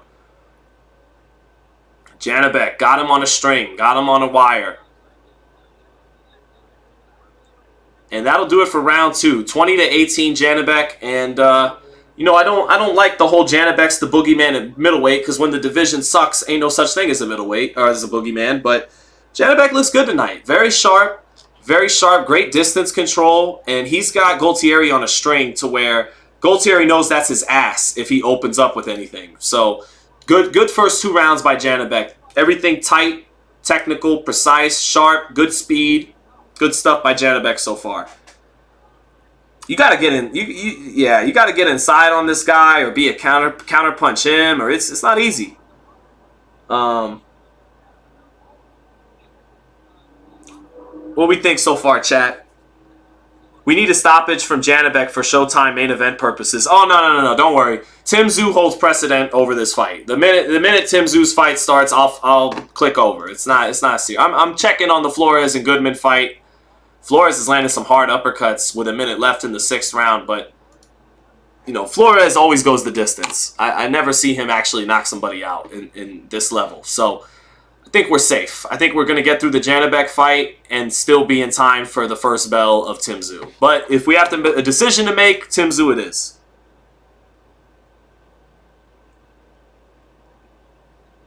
All right. Tim Tszyu still yet to start. So here we are for Janibek versus Vincenzo Gualtieri. Janibek, again, straight left hand to the body after working the lead hand up top, jab, right hook, all of it getting caught on the gloves by Gualtieri, so he shoots that straight left hand to the body in the center of the ring. Janibek short with the jab a couple times, but measuring with that jab, just finding the distance. Right hook off that jab. Gualtieri with the gloves up to block it, but handcuffed on the outside. Janibek giving half of his body, feinting a little bit, shoots the jab, staying in front of Gualtieri, begging for him to commit to something in the exchange. Touches with the jab, touches with the right hook off the jab. Now he steps out of range a little bit, Janibek, and resets. Straight right hand to the body for Gualtieri. Sat down on that punch, got it in a little bit, but missed the clubbing left hook up top after it. Back in the center of the ring. Nice straight left hand to the body by Janibek, out-jabbing Vincenzo there. Making him jab with him, jab, jab, jab, boom, concluding and punctuating it with a body shot. Nice double jab and a sweeping left hand up top land for Janibek. Nice angle, punching off the angle off his jab that time. Janibek feigning with the lead hand, that lead hand low. Nice straight left hand counter. Made Vincenzo Gualtieri commit to a punch in the center of the ring, and he ate that straight left hand body shot. Janibek making him back up in a straight line, falling short with the straight left hand, but had the right idea there, making him back up in a straight line. Double jab, freezes Gualtieri on the ropes. Janibek, though, lets him off the ropes with a jab. Janibek sticks that jab in again, walks him into a left hand, and Gualtieri felt that punch a little bit, backs out of range. Anytime Gualtieri actually tries to throw punches, he walks into the counter-punching, the distance mastery of Janibek, who knows the exact time to let that left hand go anytime this guy actually steps into range with a punch. Now, a nice combination on the ropes. Vincenzo's eye beginning to swell up a little bit in the left eye from that jab of Janibek. Backed him up on the ropes and placed a couple of nice body shots to Janibek there, who was just very sharp and not letting Gualtieri eat anything at the table. Nice jab to the chest. Misses the sweeping left hand for Janibek, but he knows where he's at all times, just touching him with that jab, even if it touches the gloves. Touches him with the jab through the center of the high guard again. Gualtieri in no man's land on the outside. Now that jab splitting the high guard of Gualtieri, swelling that left eye up a little bit. Gualtieri pulling straight back from a straight left hand, gets out of the way of it, but he knows he just can't commit to anything, chat, or it's his ass. Almost at the end of round 3, 10 seconds left. Another dominant Janibek round. Not landing a whole bunch of power shots or anything, but just completely dictating and dominating the range and distance control of the fight. And anytime Gualtieri does commit to something, he eats a left hand to the body or to the head. 3-zip. 3-zip. Is it more pressure fighting at home for Tim Tszyu or Mendoza playing with house money? Yeah. But I don't think Tim Tszyu's some type of mental midget that'll care about that. You know, Tim's gonna do Tim. If Tim loses tonight, it's because Mendoza found a way to take advantage of his aggression, like he did Sebastian Fundora. He walked Fundora into a left hook. If he walks Tim Tszyu into that same left hook, we could see Tim Tszyu very hurt. He went down against Terrell Goucher. I think Tim Tszyu's going to win the fight. He's becoming one of the best pressure fighters, you know, growing into one of the best pressure fighters in the game, I think. But we'll see. Back to Janibek in round 4. 3-zip. Very easy fight to score. Jab to the body for Janibek. And he just keeping him on a string with that jab, knowing where he's at. Now Vincenzo takes a step forward, walks into a straight left hand and a right hook. Okay, the flaw of the Janibek here, he's not going to fight in the pocket a whole lot. He's not going to step forward, close the gap, get in the phone booth, and throw the right hook to the body to set up a power shot up top. He loves his distance, mid to long range. Mostly, you know, and when I mean mid-longish range, not mid-close range like Lomachenko. He likes mid-long range. He likes to keep it on the outside, does Janibek. And he's a little one-dimensional in that regard, in that he's not really going to fight on the inside. But he's so good on the outside. He has such a good sense of distance, and he's sharp. He's got nice, quick hands. So right now, he's in control after this first minute of the round. Landed a couple of nice body shots as Gualtieri is looked very weary of anything up top. Nice jab by Janibek. Nice jab out from the hip. Shooting it up from the hip all night. Another nice jab from the hip for Janibek in the center of the ring. Steps over to his left and then shoots the left hand after stepping over to his left and using the lead hand to set up that left hand. Nice stuff there. Good footwork. Nice jab again. Takes a step back. Tries to check Gualtieri with the hook. That little jab, even when it falls short for Janibek, it's just very valuable for him. He always knows where his distance is at. Stepping over to his left is Janibek. Stepping over to his left. Trying to make Vincenzo follow him a certain direction in the ring and walk him into a certain shot. Not even I can pick up on it. Maybe he actually wants to walk him into a right hook a little bit. Stepping over to his left. Nice up jab by Janibek. Beautiful up jab, knocking up the head of Vincenzo. Now Vincenzo steps in. Janibek got his back near the ropes and finally got hit on the top of the head with a straight left hand from Gualtieri as Gualtieri switched southpaw to land it. Gualtieri is southpaw. He's been switching tonight. Can't find answers out of any stance. Eats the jab. Eats two hard jabs by Janibek. That's not a rangefinder by Janibek. That's Janibek popping the piston-like jab. 2 times, knocking up the head of Gualtieri. About 30 seconds left in this 4th round. Nice, beautiful check right hook, straight left hand as Gualtieri tried to cut distance behind his jab. Now he eats 2 more jabs from Janibek. Janibek keeping him on a line. Perfect positioning in the center of the ring. Steps over to his right. Nice jab. Nice up jab. More piston-like jab from Janibek in round 4 as opposed to the rangefinder to set up the left hand. He is popping that jab and swelling up that eye of Gualtieri. That left eye is swelling up. 2 more jabs split the high guard. He's really splitting the high guard with the jab now, shoving it in there. Gualtieri touches gloves, concedes a little bit by touching gloves at the end of the 4th. It's all Janibek. It's all Janibek, and it's a matter of what Gualtieri wants to do. Does he want to die a slow death on the outside with the jab, or does he want to take chances and get stopped? So there you go. Glenn Farrell says, how long until Tszyu fights? I will check right now. Agua Frio says, what's up, Sean? Long-time listener here. Oh, thank you, Agua Frio. Good to have you here. Janibek cleaning this boy up, says Tay-Day. Well put, Tay-Day. Well put. Back in Australia and down under. Let's take a quick look at... It's round 8 between Flores and Goodman, so we're good. We're good, man. Alright, here we go. About to hit round 5 here. You guys are awesome, man. It's Saturday night, 9 o'clock, 12 o'clock on the East Coast, and there's 400 people just here to rock with me, to watch some boxing. I love it. Love it. Showtime Co's about to end. Charles N. Yeah, I see. I got it, brother. I'm on it. I'm on it. We're not going to let it pass us by. We are not the far side in 92. It will not be passing us by. All right, here we go. Round 5, Janibek starting with the feint. Starts with another feint. Shoots the jab. Feint. Feint. Center ring. Feint. Shoots the jab. Range finding with it. Shoots the jab again. Center ring. 2 jabs. 3 jabs. Splitting the high guard a little bit. Touch, touch. 3 or 4 jabs. Touch, touch. Touch. Oh, what a left hand to the body. And Gualtieri just standing there being freezed by the lead hand. And then he dug down, swept that left hand to the body. Nice left hand to the body by Janibek. Back on the jab. Center of the ring. Feint, feint, feint. Dipping down. Oh, nice jab. That's what you do with the feint. Yeah. Nice. Nice, Janibek. I'm not mad at it. Janibek stepping over to his right. Taking that half step back. Short with the jab. Hooks off the jab. Gualtieri with the glove up to block it. Gualtieri switching southpaw now. Can't make his mind up. Eats a jab on the outside, falls short with his own jab. And this is easy work for Janibek on the outside. Janibek, feint, shoots a little right hook, straight left hand. Gualtieri not reacting well to these punches now in the 5th. That jab is closing his eye up. Another jab closes his eye up. Remember what I said earlier, chat? How the young guys, if all the guy's giving you is the jab because he's bullshitting on the outside and he won't give you the backhand, just keep jabbing his face off. Janibek is doing that. He is closing that eye up with the jab. And not forcing the power shots, not forcing the right hook, not forcing the left hand. He's a veteran. Janibek feigning in the center of the ring. Shoots that jab. Gualtieri trying to jab to the body, but eats a jab up top, trying to reach against the taller man at long range.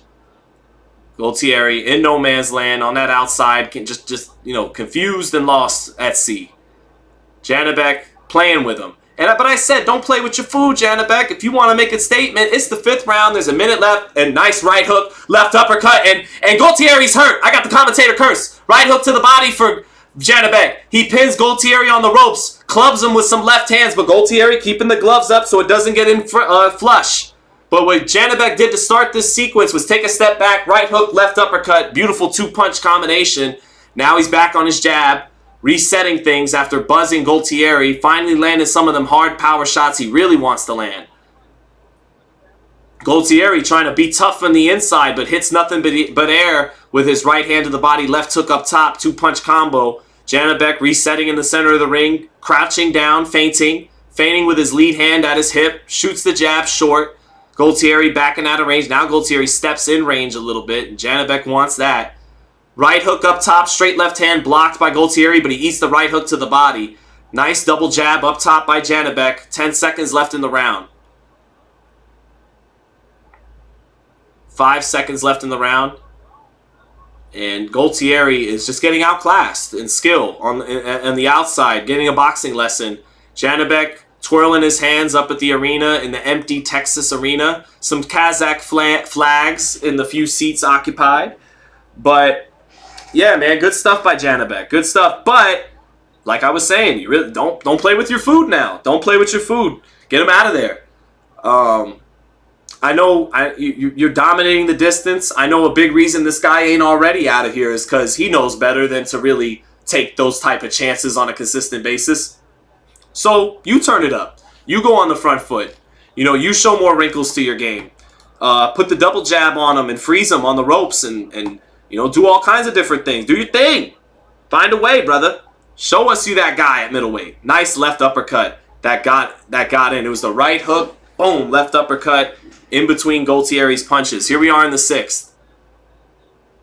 Janibek having a very good performance right now. Touches with the jab. Gualtieri on the ropes. And that's what I mean. Touch with the jab. Once you freeze him on the ropes with that lead hand, let something go. Let something go. Who cares about what's coming back at this point? Easy for me to say, but I'm just saying. Man's got 7 knockouts and his eyes swelling up. What did Emmanuel Stewart tell Lennox Lewis? You still here doing this? Man, let that shit go! Let that shit go, Janibek. All right, here we are in the 6th. 30 seconds into it. Gualtieri back on the ropes. Defensively responsible with the high guard. Janibek splitting that guard a little bit, but not throwing that piston jab that he threw in round 4. Just touching him up. Keeping Gualtieri pinned on the ropes. Nice left uppercut, and Gualtieri's hurt again. Gualtieri threw a punch, stepped in, and he ate that left uppercut. Janibek not following it up with a combination. Now a lead right hook lands for Janibek. Gualtieri gets the gloves up, but still had an effect. Gualtieri close to being stopped here. Janibek touching him with the jab. Chops over the top with the left hand twice, and Gualtieri's hurt. Janibek's telling the ref, what are you putting your hands on me if you don't plan on stopping it? Janibek landing the jab, and this could be the end here. Janibek freezing him on the ropes with the jab. Comes over the top with the left hand. Comes over the top with the left. And the referee has seen enough. It's a 6th-round TKO for Janibek. Gualtieri never went down, but he really wasn't in the fight at all. He was defenseless on the outside. Wasn't really returning punches. And that's it. It's not a highlight reel stoppage, but a very technical, very surgical 6th-round performance by Janibek, who tonight looked like the best middleweight in boxing. Because Jaime Munguia gets hit too much and Jamal Charlo doesn't fight anymore. So with 2 belts, I give you the best middleweight in the world right now, number 1, Janibek Alim Khanallah. So good performance by Janibek. Very sharp on the outside, very sharp, very sharp. just was several levels above Gualtieri, like I told you guys he would be. Like everybody who watched tape knew it would be. So good stuff by Janibek. Gualtieri, tough guy, but just totally outclassed on the outside. Too small, not rangy enough, not sharp enough, not a puncher. Gotta be one of the weakest world champions in boxing history. I would love to say that for myself. I was one of the weakest world champions in boxing history. So I'm not shitting on Vincenzo Gualtieri, but one of the weakest world champions in boxing history. So, but Janibek got 2 belts now. He did that. And the finishing sequence, he never even hit Gualtieri, who just continued to cover up in the high guard on the ropes. He didn't even hit him clean and flush because the high guard took something off of it. He just kept touching him with the jab, and then he just sat down on those left. He did what I was asking for, chat. He did the Emmanuel Stewart. I was just doing the Emmanuel Stewart with Lennox Lewis and Mike. You got a dead man in front of you, and you still touching him with this? Man, let that shit go! And that's what Janibek literally did. Right on cue. Let's go. He let that shit go. And the stoppage came. Good stuff, Janibek. All right. Come on, chat. Come on, chat. Holla at your boy. That was kind of funny, right? I was doing the Emmanuel Stewart. Let that shit go. And then he did it. Patrick Alex says, hey, Sean. What's up, Patrick Alex? How you doing, brother? Miniature Bivol says 3 pumps. He does got some Bivol in him, 3 pumps. He does. I think he does got some Bivol in him. Eastern European school. You know, Ukraine, Kazakhstan, Uzbekistan, Russia. They all got that lead hand, that busy lead hand. They're very, very good with their distance. They all have good jabs. None of them are really that, except Lomachenko, none of them are really that comfortable fighting on the inside. Even Golovkin, who was a monster puncher, he liked to have a little extension on his shots. He didn't love that phone booth shit like that. Not against Canelo. But yeah, definitely from that Eastern European school.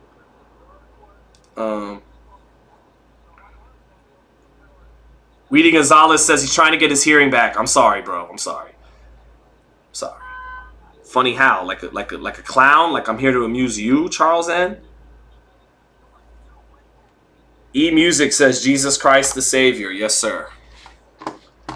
All right. Round 10 for Miguel Flores and Sam Goodman. Come on, fellas. Where's the wrap it up? Yo, wrap that shit up, B. Wrap it up. You know?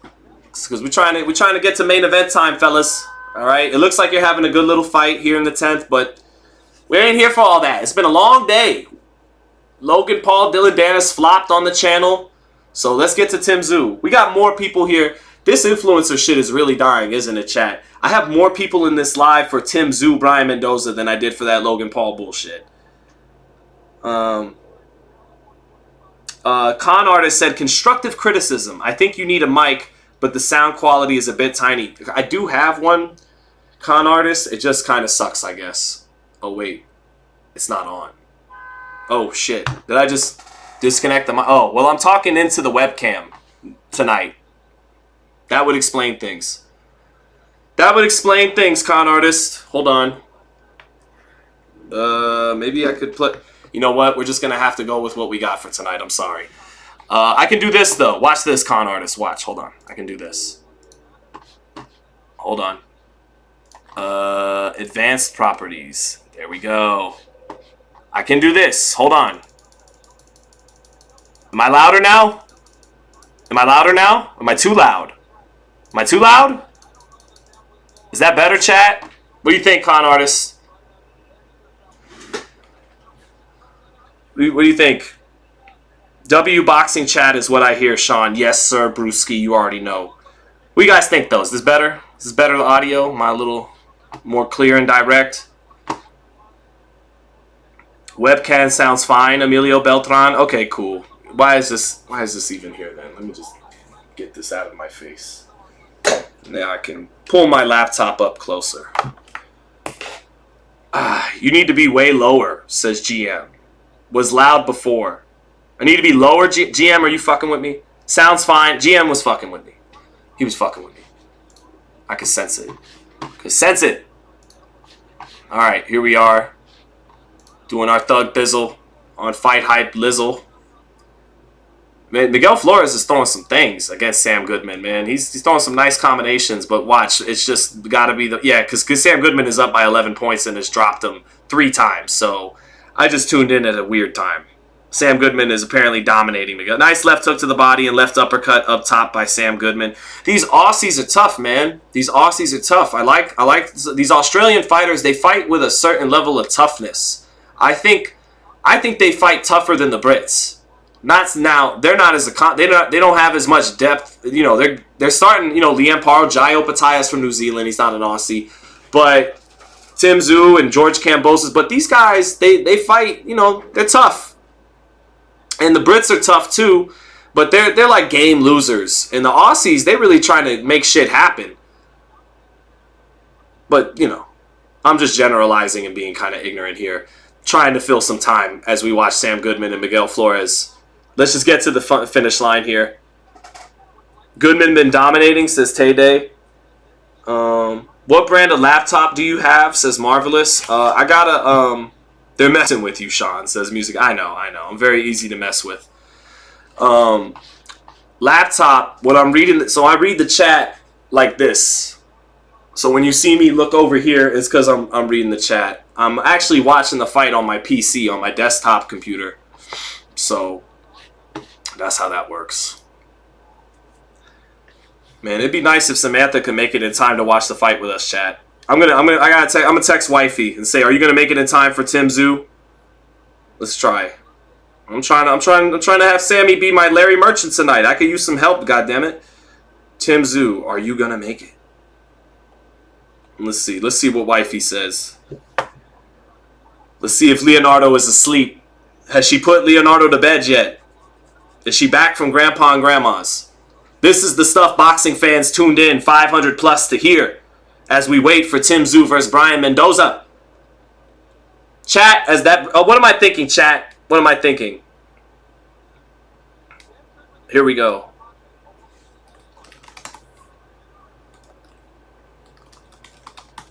Here we go.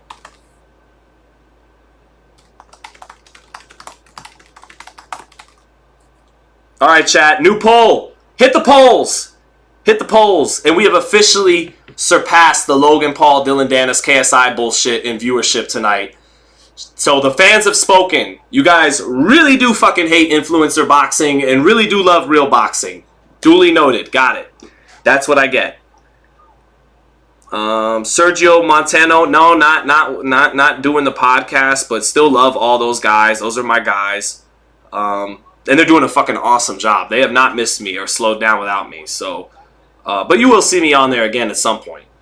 Columinati confirmed, who I always love when he only pops in for one comment and then he leaves. He says Sean equals relationship goals. Columinati confirmed. I just love your screen name, bro.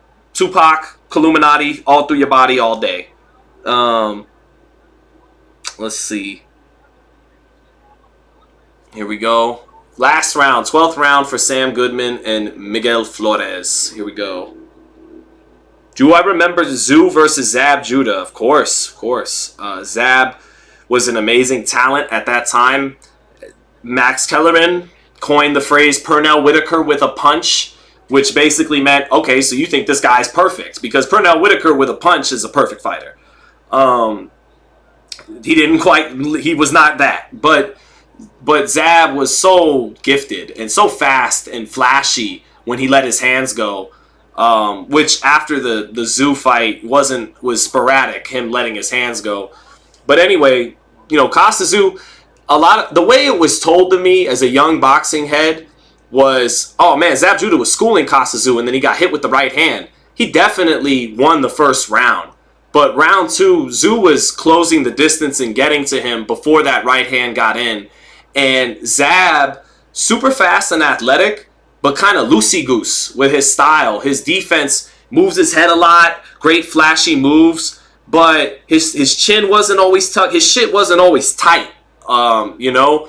And when it was tight, he'd be too defensive. He wouldn't let his hands go. He'd just be focused on his tight defensive moves and forget about his offense. But anyways, Costa Tszyu was probably going to get to Zab even if Jay Nady didn't stop the fight. You know, Jay did probably stop the fight too soon, but I don't think Zab was going to figure out how to get away from the power of Costa Tszyu. Costa Tszyu was pushing him into a firefight, was making it into a fight.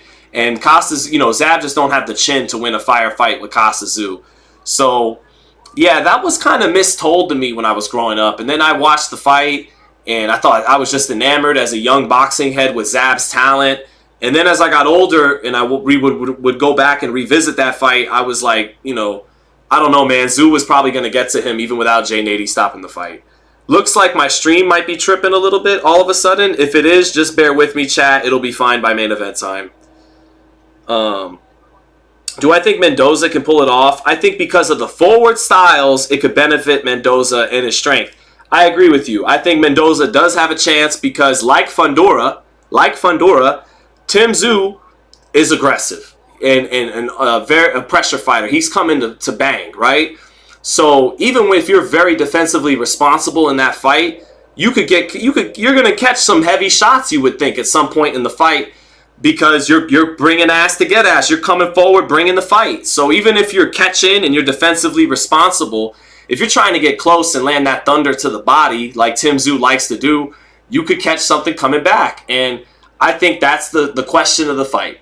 Can Mendoza land the kind of left hook against Tim Tszyu at some point? Win or lose? Because even if he loses, I think we all want to see how Tim Tszyu would react to that kind of left hook from Brian Mendoza. Let's really see what kind of chin he's got. Let's see if he could take it as good as he dishes it out. So, yeah, Mendoza's got a chance tonight. If you're really looking for a long bet, a long shot bet, he's worth the run. He's a run for your money because he's got power and he's on a hot streak. But ultimately, man, I think Tim Tszyu is about to handle his business. I think Tim Tszyu is really good. I think he's got underrated hand speed. I think he's very accurate. He's very good at pinning you on the ropes. He's very good at shielding shots, kind of extending his hand a little bit and catching, bam, and then turning on the hook after kind of smothering you with the right hand along the ropes and coming back with the hook. He's got some good. He's an intelligent pressure fighter.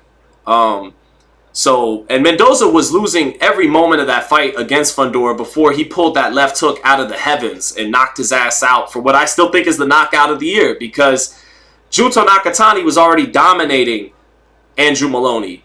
Joe Joyce had already been stopped by Big Bang Zhang. Fundora, when he got knocked out, he was a big favorite and he was winning every second of that fight and that knockout came out of nowhere. So I feel like the circumstances to go with that left hook knockout, it was the knockout of the year. But I think Tzew's going to win the fight. Chat, are we good with the... I see my Wi-Fi is tripping just a little bit, but we'll be all right. Boy looks like the emoji. It's not a bad-looking emoji. None like D. It's not a bad-looking emoji. I'm not mad at it. You definitely need a new haircut, my guy, says... No Likey D. I don't know, man. I gotta think about it. No Likey D.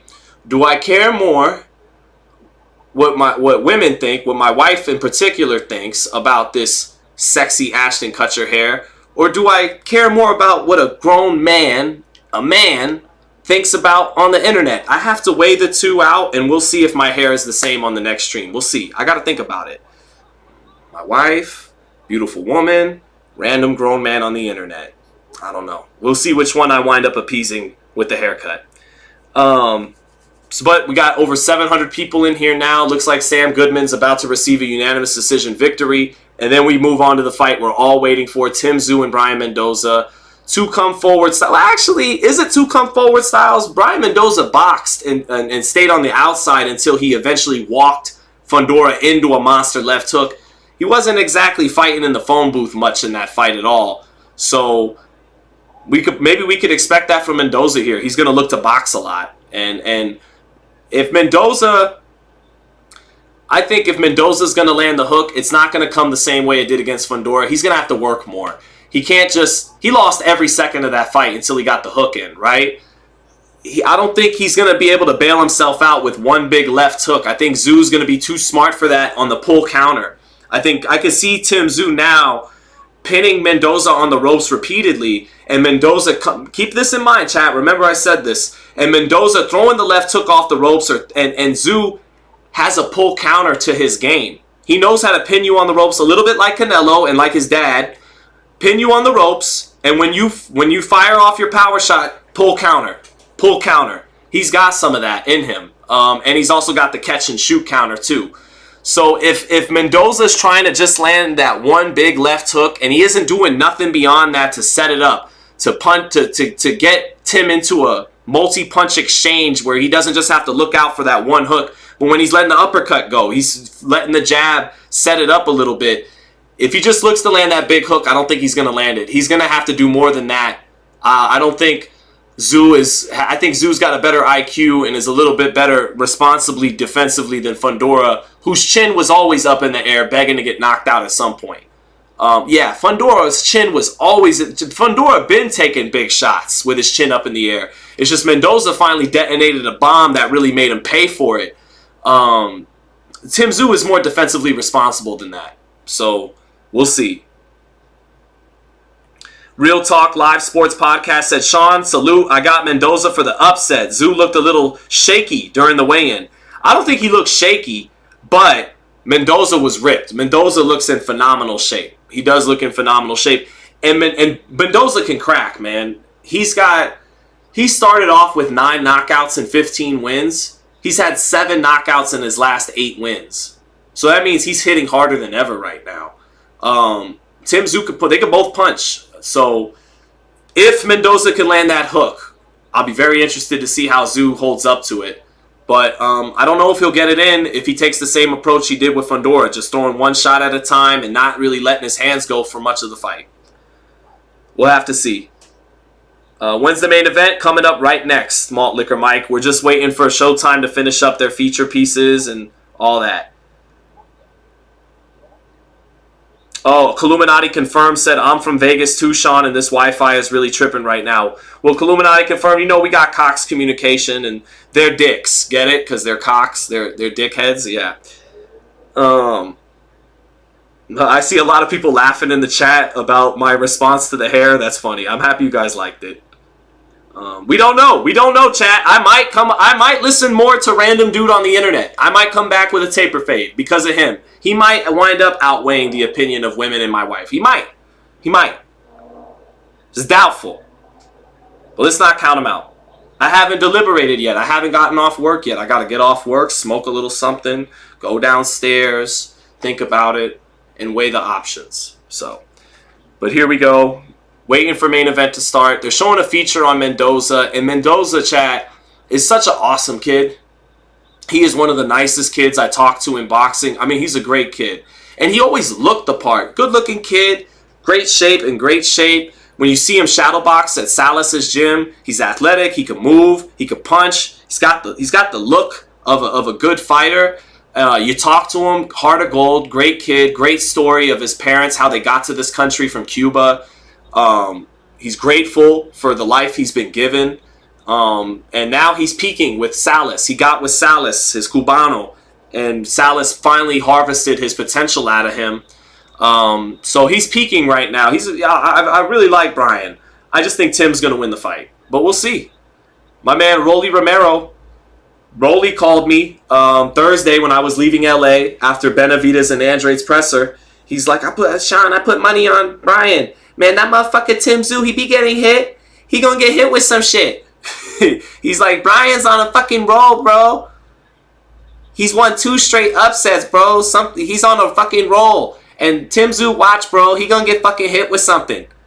Because he gets hit. That motherfucker good, but he gets hit. So I said, okay, Rolly, I don't think so. I think Tszyu's gonna win this one. But I got you, brother. You with your Cubano. Brian's your guy. I love Brian, too. If he pulls it off, I'll be very happy for him. That's what I told Rolly. So we'll see. We'll see. Psycho Fire says, why y'all trying to change this man's hair? I don't know. I feel like it's gotten better. There was a time it was unkept and all down here. And, I cleaned it up a little bit and they're still not happy. I don't know. Tay Day said spot on in person. Hey, that's my man. That's my guy.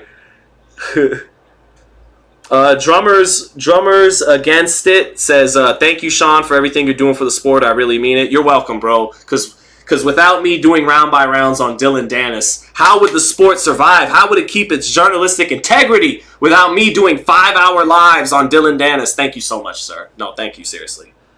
The Rolly impersonation is A1, Sean. One of my favorite Rolly quotes. I'm interviewing Rolly on the east side here in Vegas at Jorge Capetillo's gym. And we're talking about Tank.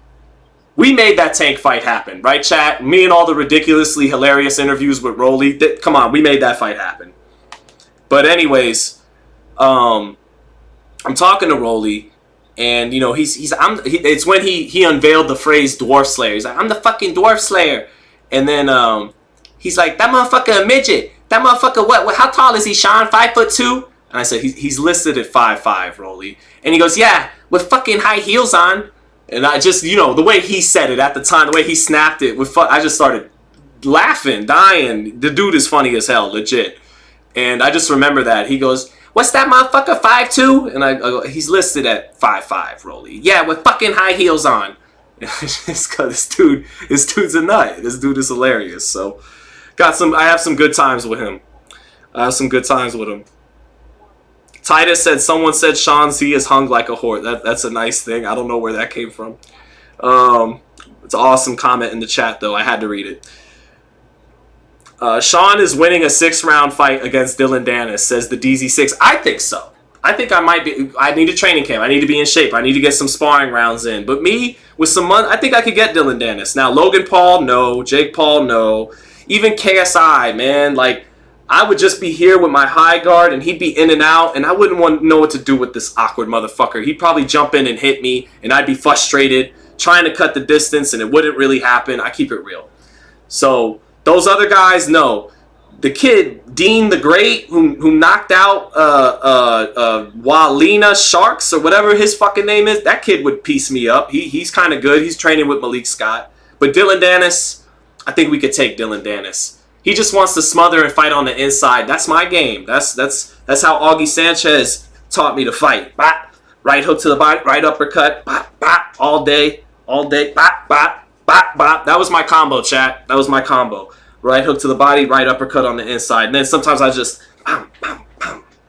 just let those up. That was my game. That was my game. The winky right game. Hands up, jab my way in, and then once I got you on the inside, just letting those uppercuts go. So, you could take Slim, Sean. I don't think so. Slim is tall and awkward and throws a bunch of punches. Again, that awkwardness is a motherfucker when you fight awkward guys. So, but Tim Tszyu now is having his promotional package go down. They're showing the knockout of Tony Harrison. That was an excellent performance. Tim is just getting very accurate with his power. A little bit like Canelo. Like, he throws bombs and he places them well, and you don't really want to stay in front of him.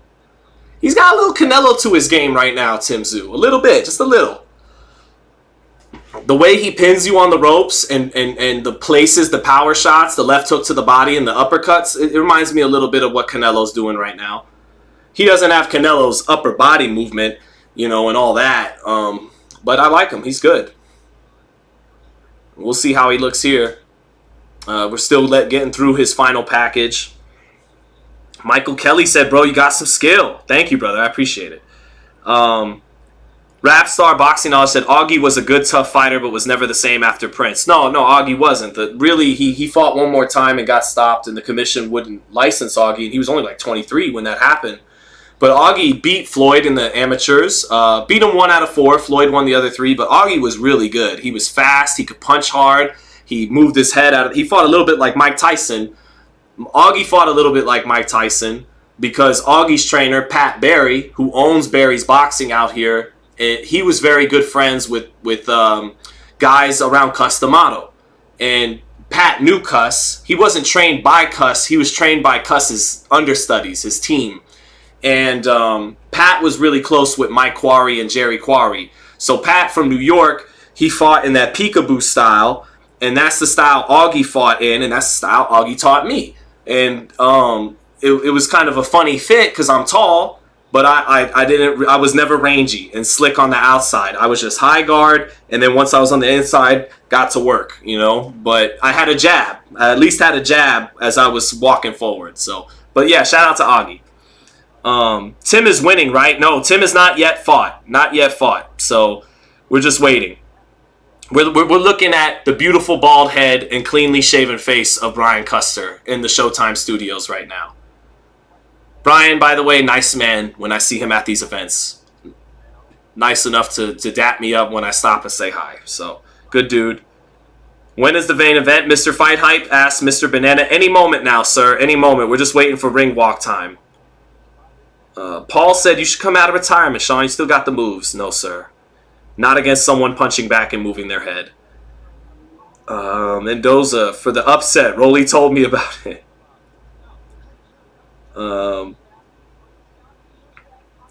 Let's see. Jay Daniels said I actually have an amateur bag. Just 3 fights. Just 3 fights. Columinati confirmed said I'm from the East. Sean off DI and Mojave. Yeah, the East side is tough. Columinati confirmed. You already know the North Town gets all the hype, and of course the historic West Side is like, you know, the grandmother of all hoods in Las Vegas. But to me, for my money, the East side is tough and it's kind of underrated in its vibe. When I go to the East side, I'm like, there's some real action over here. It's active over here. So I kind of like the East side. It feels a little different than the rest of Vegas. Feels a little bit more, I don't know, like the other cities, you know. So Columinati confirmed knows what I mean, but we're just waiting again for. We're just waiting for main event. Al Bernstein, my Paisan, Moro Ronaldo, Abner Mares, and Brian Custer continue to chop it up. I can't turn it up because we don't want copyright, but I'm sure it's a good convo. But not better than the convo we're having here on Fight Hype Live with 800, 900 people. Our conversation's way better. We're like Frank Vincent and Joe Pesci in the booth in Casino when they see De Niro come in with the whores and they start, and he's like, oh, look at them having a good time. They're not having as good a time as us. That's us right now, chat.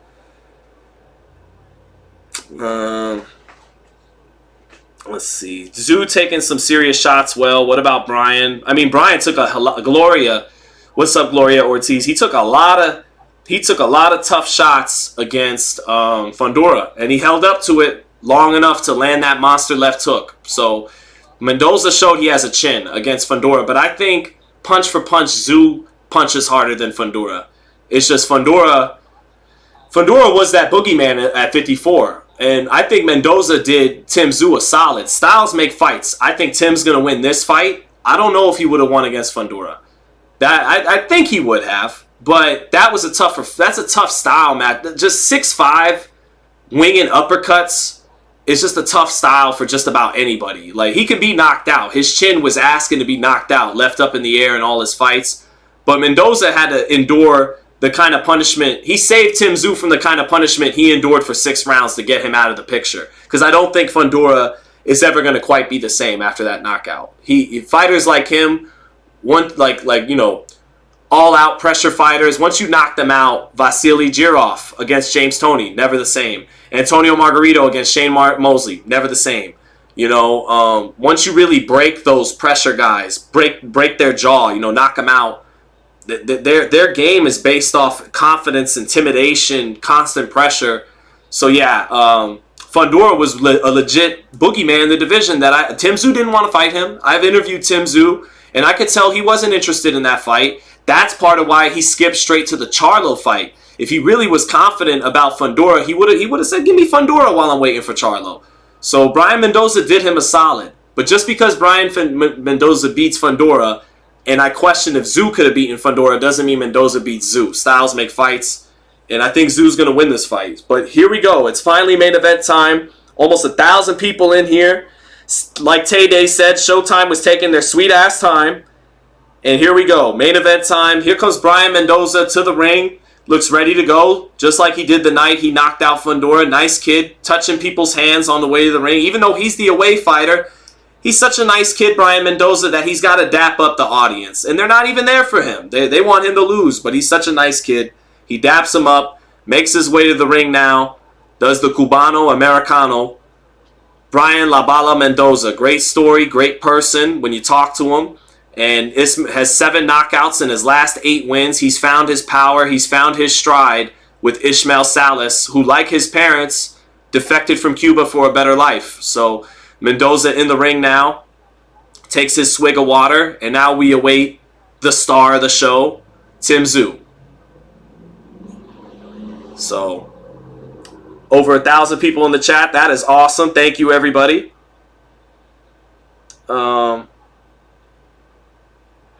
Let's see. Peter Nutt said, you're talking shit about Tszyu not fighting Fundora and you never mentioned it in your interview. You gotta do your research, brother. I asked him about fighting Fundora several times while he was here in America, and he told that I gotta find it, but there was I interviewed him at Charlo versus Castaño 2 at StubHub, and I asked him about Fundora, and he said, nah, man, you know, I want to fight Charlo. I'm not interested in that. So I asked him straight up.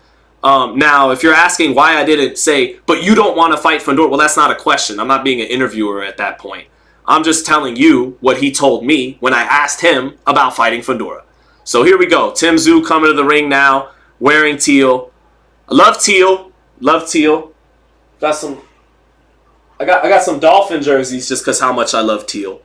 And here he comes, rocking some teal to the ring. My man Tszyu, heavy favorite tonight. About a 4-1 favorite, fighting at home against Mendoza. And he is the WBO world champion. He is a world champion, but that's not the way he wanted to win the belt. But it's no fault of his own. He was supposed to fight Charlo this January at Mandalay Bay. Charlo had a hand injury, never postponed and found a date. Instead, moved up, got dominated by Canelo. So Tszyu deservedly got one of those 4 belts stripped off of him. And so now he's set to defend this belt against the interim champ with the WBC, Brian Mendoza. Here he comes to the ring. Tszyu. Looking all business. But I don't know if he's faced a fighter with Mendoza's power quite before. And Terrell Goucher did drop him with a right hand. I think that was a wonderful learning experience for Tszyu, who has gotten better defensively since that fight with Terrell Goucher. And then Tony Harrison improved his game as well. Going up against fast American fighters like Goucher, and more so Harrison, who's faster than Goucher, that gave Tszyu the kind of seasoning he's needed to be that much better for these kinds of assignments. But Harrison and Goucher, not as dangerous with their power as Mendoza shows with his left hook. They were longer, taller fighters, longer arm fighters, you know, who know how to walk you into shots a little bit more consistently, but they lack the power that Mendoza had. So this is an interesting fight, but this is not the same Tszyu that got dropped by Terrell Goucher. He improved from that fight, and he improved from going rounds with Tony Harrison and stopping him. And now his game is more rounded out. His pressure is tougher to deal with because it's more intelligent, and he's a little bit more defensively responsible. And just his IQ, his sense of distance, it all leveled up from fighting capable veterans like Goucher and Harrison. So, but now he's got a young, strong kid in front of him. Not a capable veteran, but a guy who can match him in the power department in Brian Mendoza. So we'll see how this goes. Jimmy Lennon is in the center of the ring, ready to introduce both fighters, and we'll get started here. Can't wait. Did you ever apologize for calling Inoue a PED cheat? Asked James Burnell. I didn't because I didn't call him a PED cheat. I said him bitching about testing was suspect. And you know what else is suspect about Inoue, James Burnell? The fact that VADA hasn't posted his positive test results yet from July and it's October. That's a little suspect too. Now, in case you need help with this, suspect doesn't equal guilty. Inoue's guilty of nothing. What he is guilty of is being one of the top 2 for sure, pound-for-pound fighters in the world. He is, and several fighters and elite level athletes have connections to interesting, suspect alliances. Victor Conti, Memo Heredia, several of your favorite fighters contact and use them. I won't name them now. I have in the past plenty of times, but since you asked about Inoue, who I think is already a Hall of Famer, who might be the best fighter pound for pound, I didn't say he was guilty of anything. I said it was suspect that he bitched about testing and that then he got his fight postponed to a later date a week after bitching about it. You know what else I think is suspect? That he fought in July and that it's October, and he's the only fighter on VADA since then to not have his test results posted. Go ahead and look it up. Go. It's from June of 2022. It's his last clear test results. Why would that not be happening? I don't know. I have a few opinions. Maybe Vada is full of shit and really wants to extort fighters when they do catch them dirty. So, I don't know. Anyways, that's a step too far. But yeah, there you go. Here we go. Tszyu and Brian Mendoza. Mendoza getting his introduction now. You're a hater if they ain't American. Says the guy, Canelo and Morales and Barrera and Manny Pacquiao and Miguel Cotto, they're all from America. Salvador Sanchez is from America and Wilfredo Gomez. I didn't know that. That's crazy. Anyways, Brian Mendoza is here. 22-2, 16 knockouts. Shoe shining. Patrick Alex, you know it, bro. So, all right, Mendoza shadowboxing in his corner. Got a great strength coach and Tony Brady behind him and Ishmael Salas as well.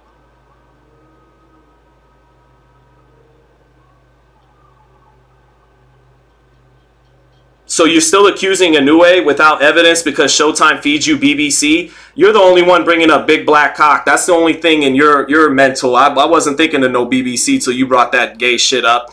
And Showtime doesn't feed me nothing.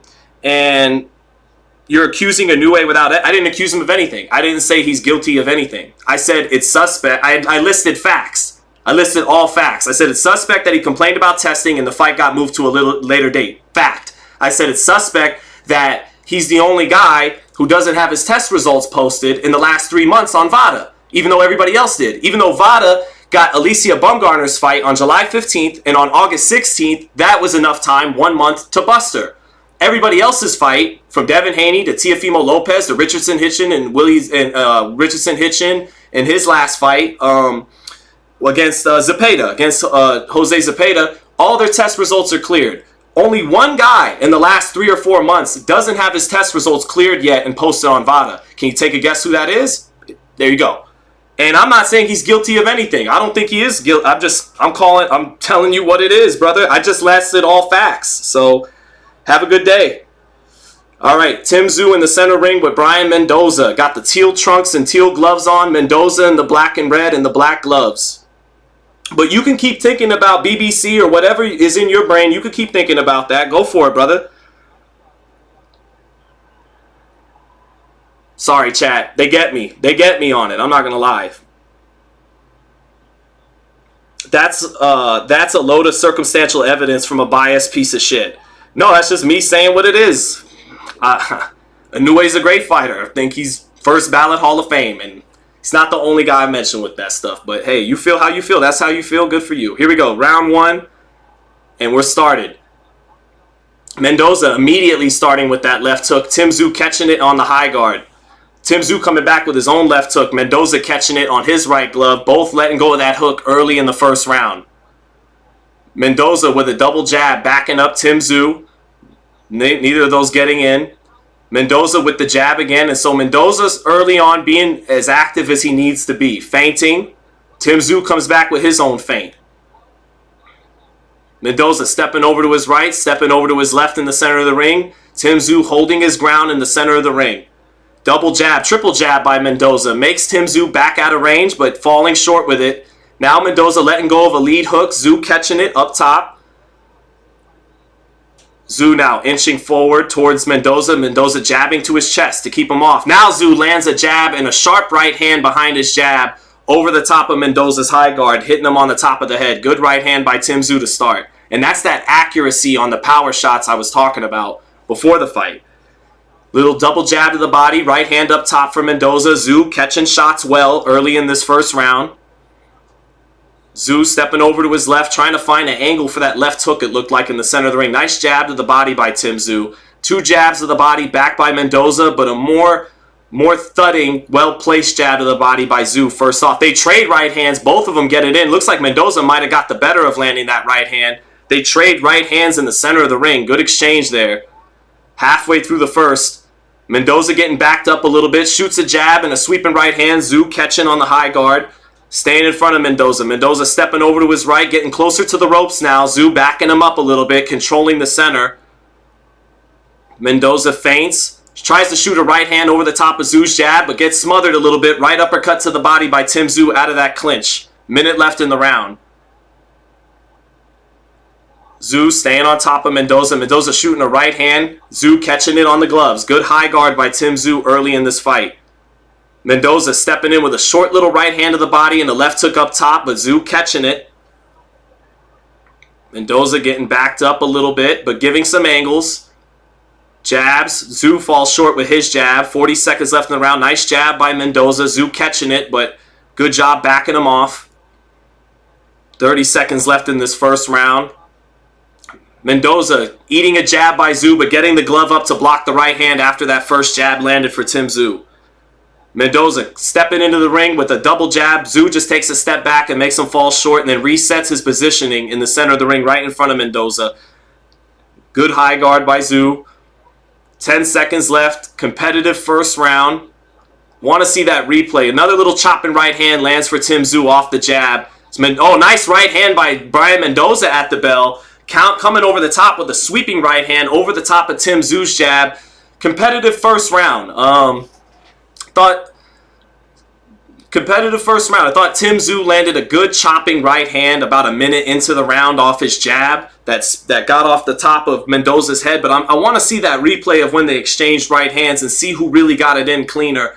It looked like they both got it in, but I think Mendoza might have landed it cleaner. I want to take a look at the replay. Let's see it here. Just waiting for that slow-mo by Showtime any minute now if they got it. Let's see. So a little cut already on the left side of Mendoza's face. Not quite sure what that's for. It's at an odd spot fighters usually wouldn't get cut at, right around here.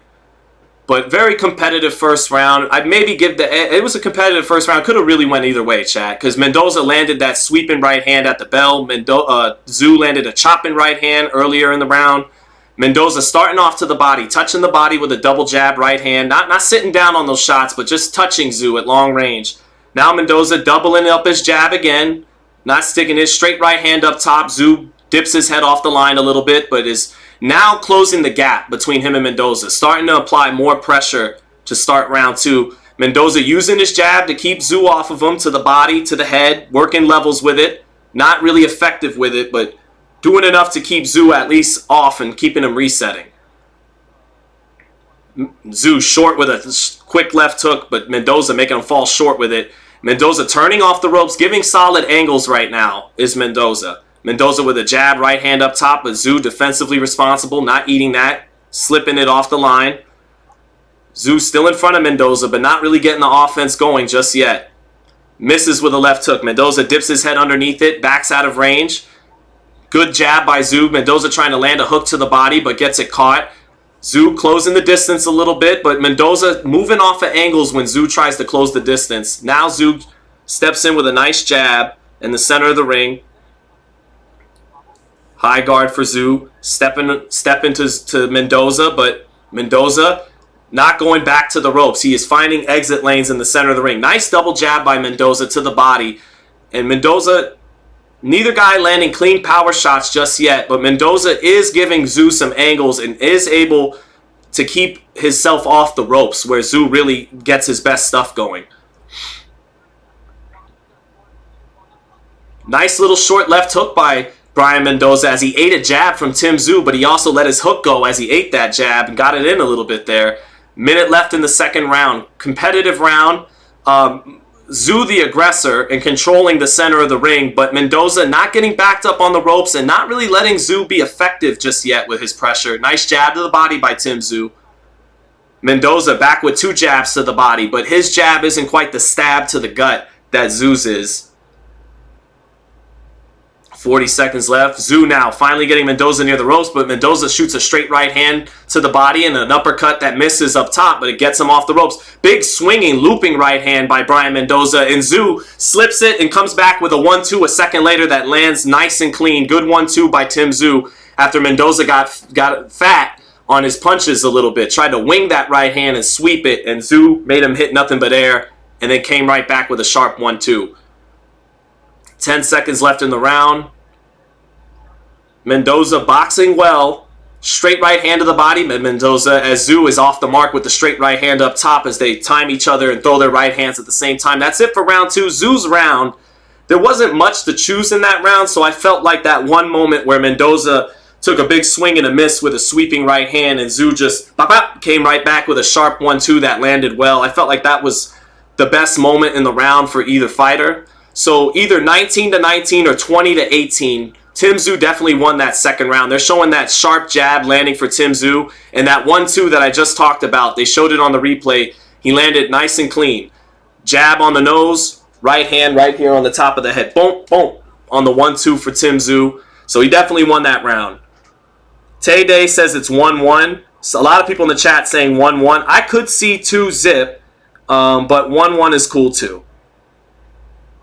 1-1 is fine with me. Either one is fine. That first round was pretty close.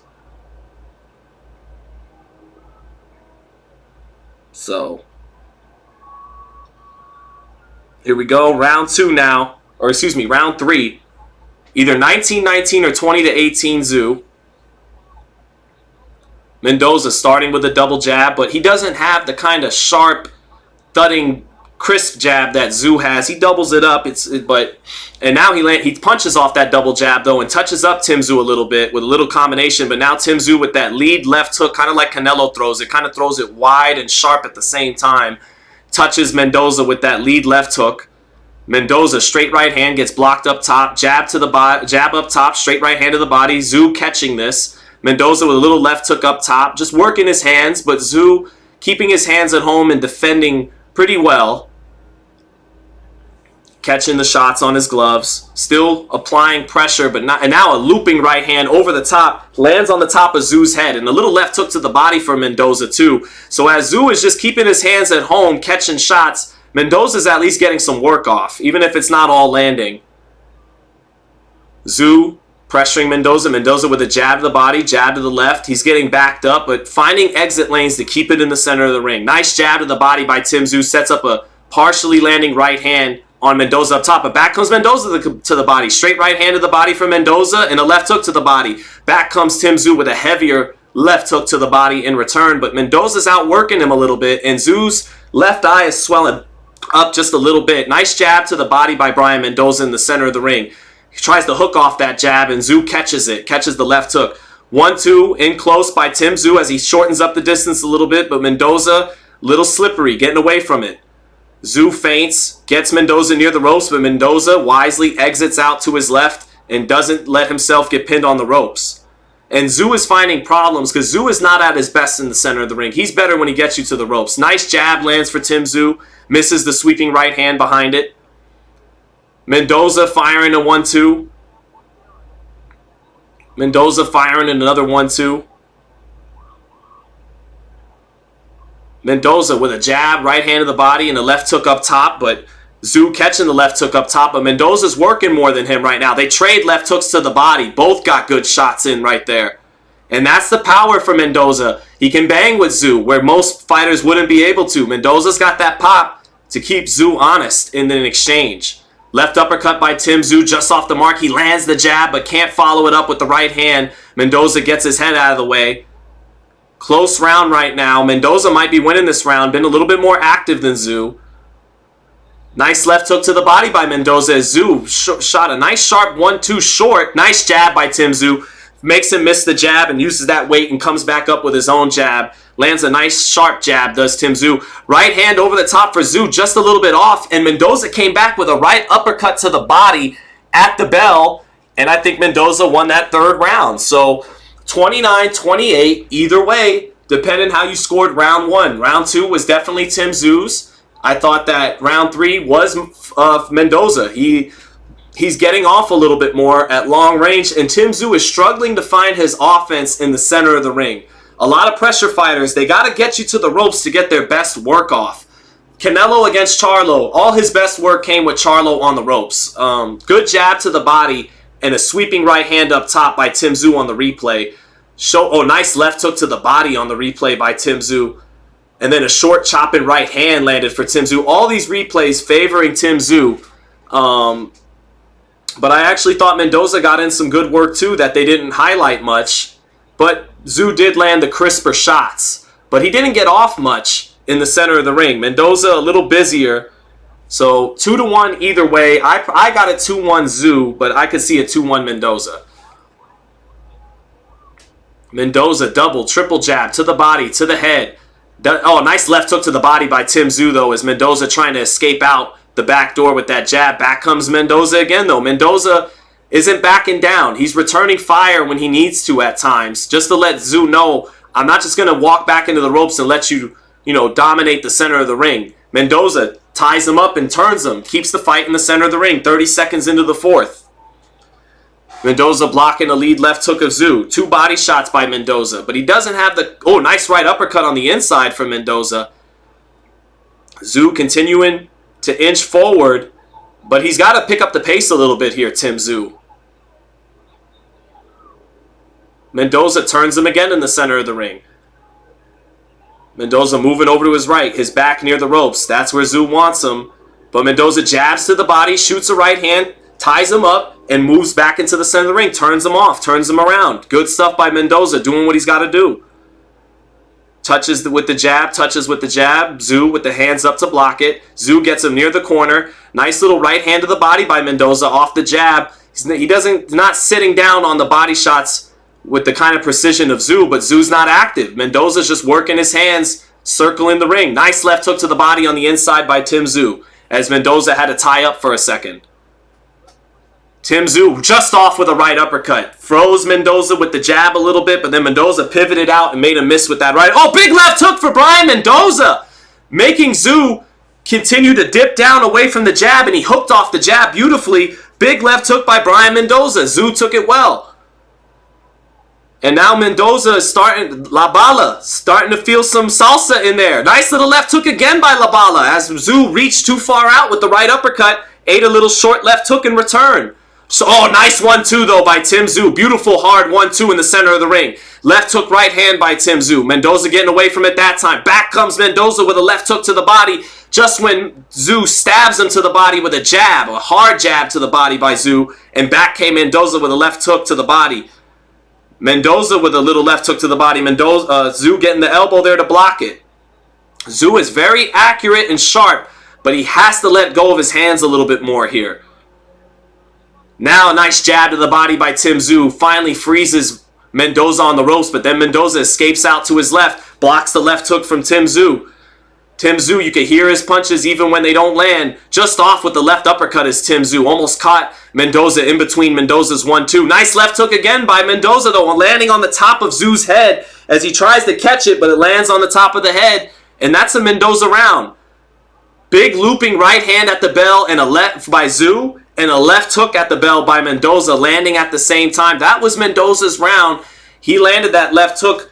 I got it 38-38. I could see it 39-37 for Mendoza if you gave him the third. I think based on the replays, a lot of judges would give it to Mendoza, and they're showing those left hooks land in round 4 for Brian Mendoza. Now, it wasn't the kind of left... Oh, nice 1-2 by Tszyu. That perfect 1-2 that followed up shortly thereafter. Nice jab by Tszyu. That sharp 1-2 through the center of the high guard, landing beautifully for Tszyu on the slow-mo. But he wasn't active enough that round, and Mendoza got in that left hook and worked his shots and worked his angles well. I got this fight even after 4. I could see it 39-37 for Mendoza, depending on how he scored one of those swing rounds. But Phil Jones says Tim's up 4-zip. Peter Nutt says 3-1 Tszyu. Houdat says 3-1 Mendoza. So we got 2,300 people rocking with us, and here we are in round 5 of a very even fight right now. Mendoza getting off first in round 5. Double jab. Sweeping little right hand to the body. Now, every punch Tszyu throws is thunder. Mendoza takes something off of some of these shots just to work his hands. Nice little check left hook there by Tszyu, punching in between Mendoza's punches. Checked him with a nice left hook in that exchange. Left hook, right hand, jab. All for Mendoza. All blocked by Tszyu, but he's getting off a little bit. Moving out to his right is Mendoza. Tszyu trying to freeze him on the ropes. Hasn't been able to all night. Mendoza covering up on the ropes. That's what Tszyu wants. He wants him to cover up in a high guard and shell up. Beautiful left hook for Tszyu. Punching in between Mendoza's punches as they went back to the center of the ring. Tszyu catch and shoot. Boom. Landed the left hook in between Mendoza trying to run his hands. Double jab by Mendoza. Back in the center of the ring. Nice jab to the body by Tszyu. Back with a left hook to the body is Mendoza. Mendoza trying a right uppercut to the body after that, but he gets smothered by Tszyu. Beautiful left uppercut by Tszyu. Canelo-esque with the placement. And that swells up some of the right eye of Brian Mendoza. Best punch of the fight so far for Tszyu. And now a 1-2 splits the high guard of Brian Mendoza. Beautiful jab lands for Tszyu. The power shots are showing up now in round 5. That beautiful accuracy on that uppercut was something else. Tszyu now in control of his 5th round, landing the kind of shots he's been looking for. And Mendoza's bleeding on that right cheek after that left uppercut hit him right on the button. It was a beautiful shot. Headshots landed according to CompuBox. 35 for Tszyu, 20 for Mendoza. I don't think that's quite accurate, but Tszyu is starting to take over this fight now in the 5th. Good jab to the body by Tszyu. Good jab up top by Tszyu. Mendoza's back near the ropes. Tszyu can sense he's going to punch off the ropes, and he's starting to figure out his rhythm. Starting to fit. Nice straight right hand to the body by Tszyu, and he dips his head out of the way of the counter left hook. Tszyu becoming surgical now. Nice right uppercut by Mendoza off the ropes. Slid it in as Tszyu tried to pin him with the jab. 50 seconds left in the 5th.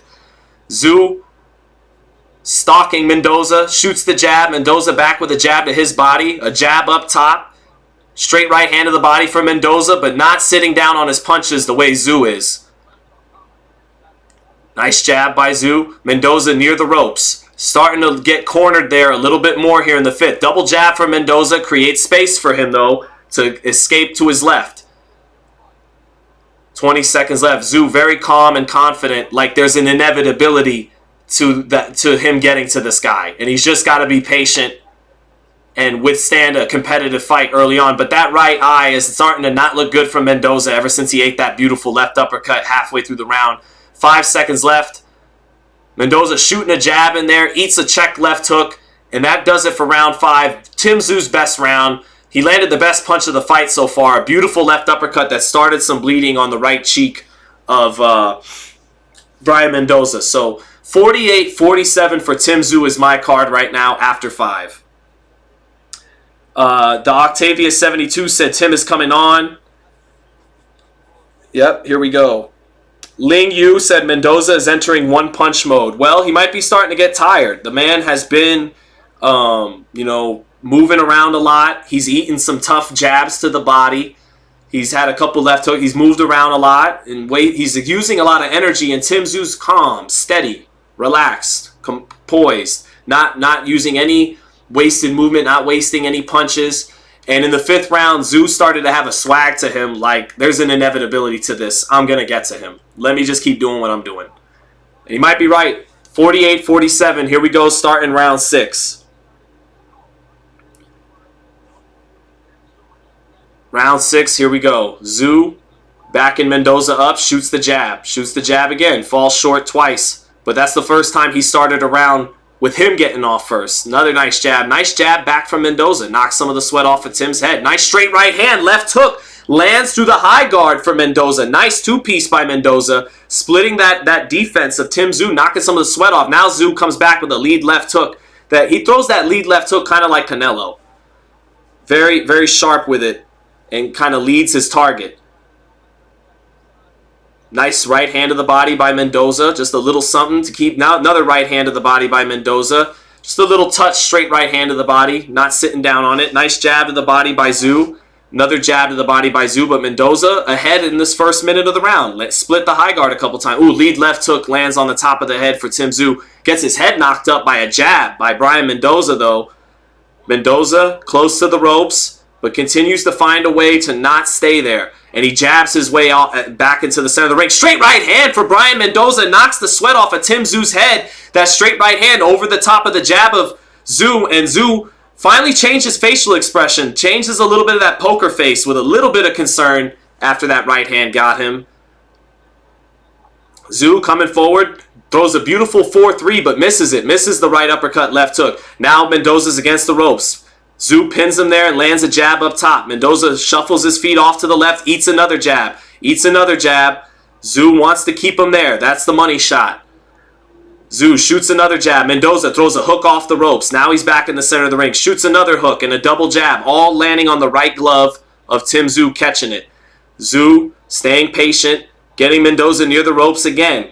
Can he keep him there? Can he pin him there for a combination? He hasn't been able to do it yet. Mendoza continues to escape off the ropes. Minute left in the round. This is Mendoza's round so far. 2-piece to the body, sets up a right uppercut for Mendoza. Just flail to the body twice, right hook, left hook, finish up with an uppercut. Got it in a little bit. 45 seconds left. Mendoza blocking the left hook on the inside of Tszyu. Jab to the body by Mendoza. Tszyu, straight right hand. Doesn't quite get it in. They trade left hooks. Both get it in. But Tim punctuates the exchange with a right hand after his left hook after they both landed it. 30 seconds left in the round.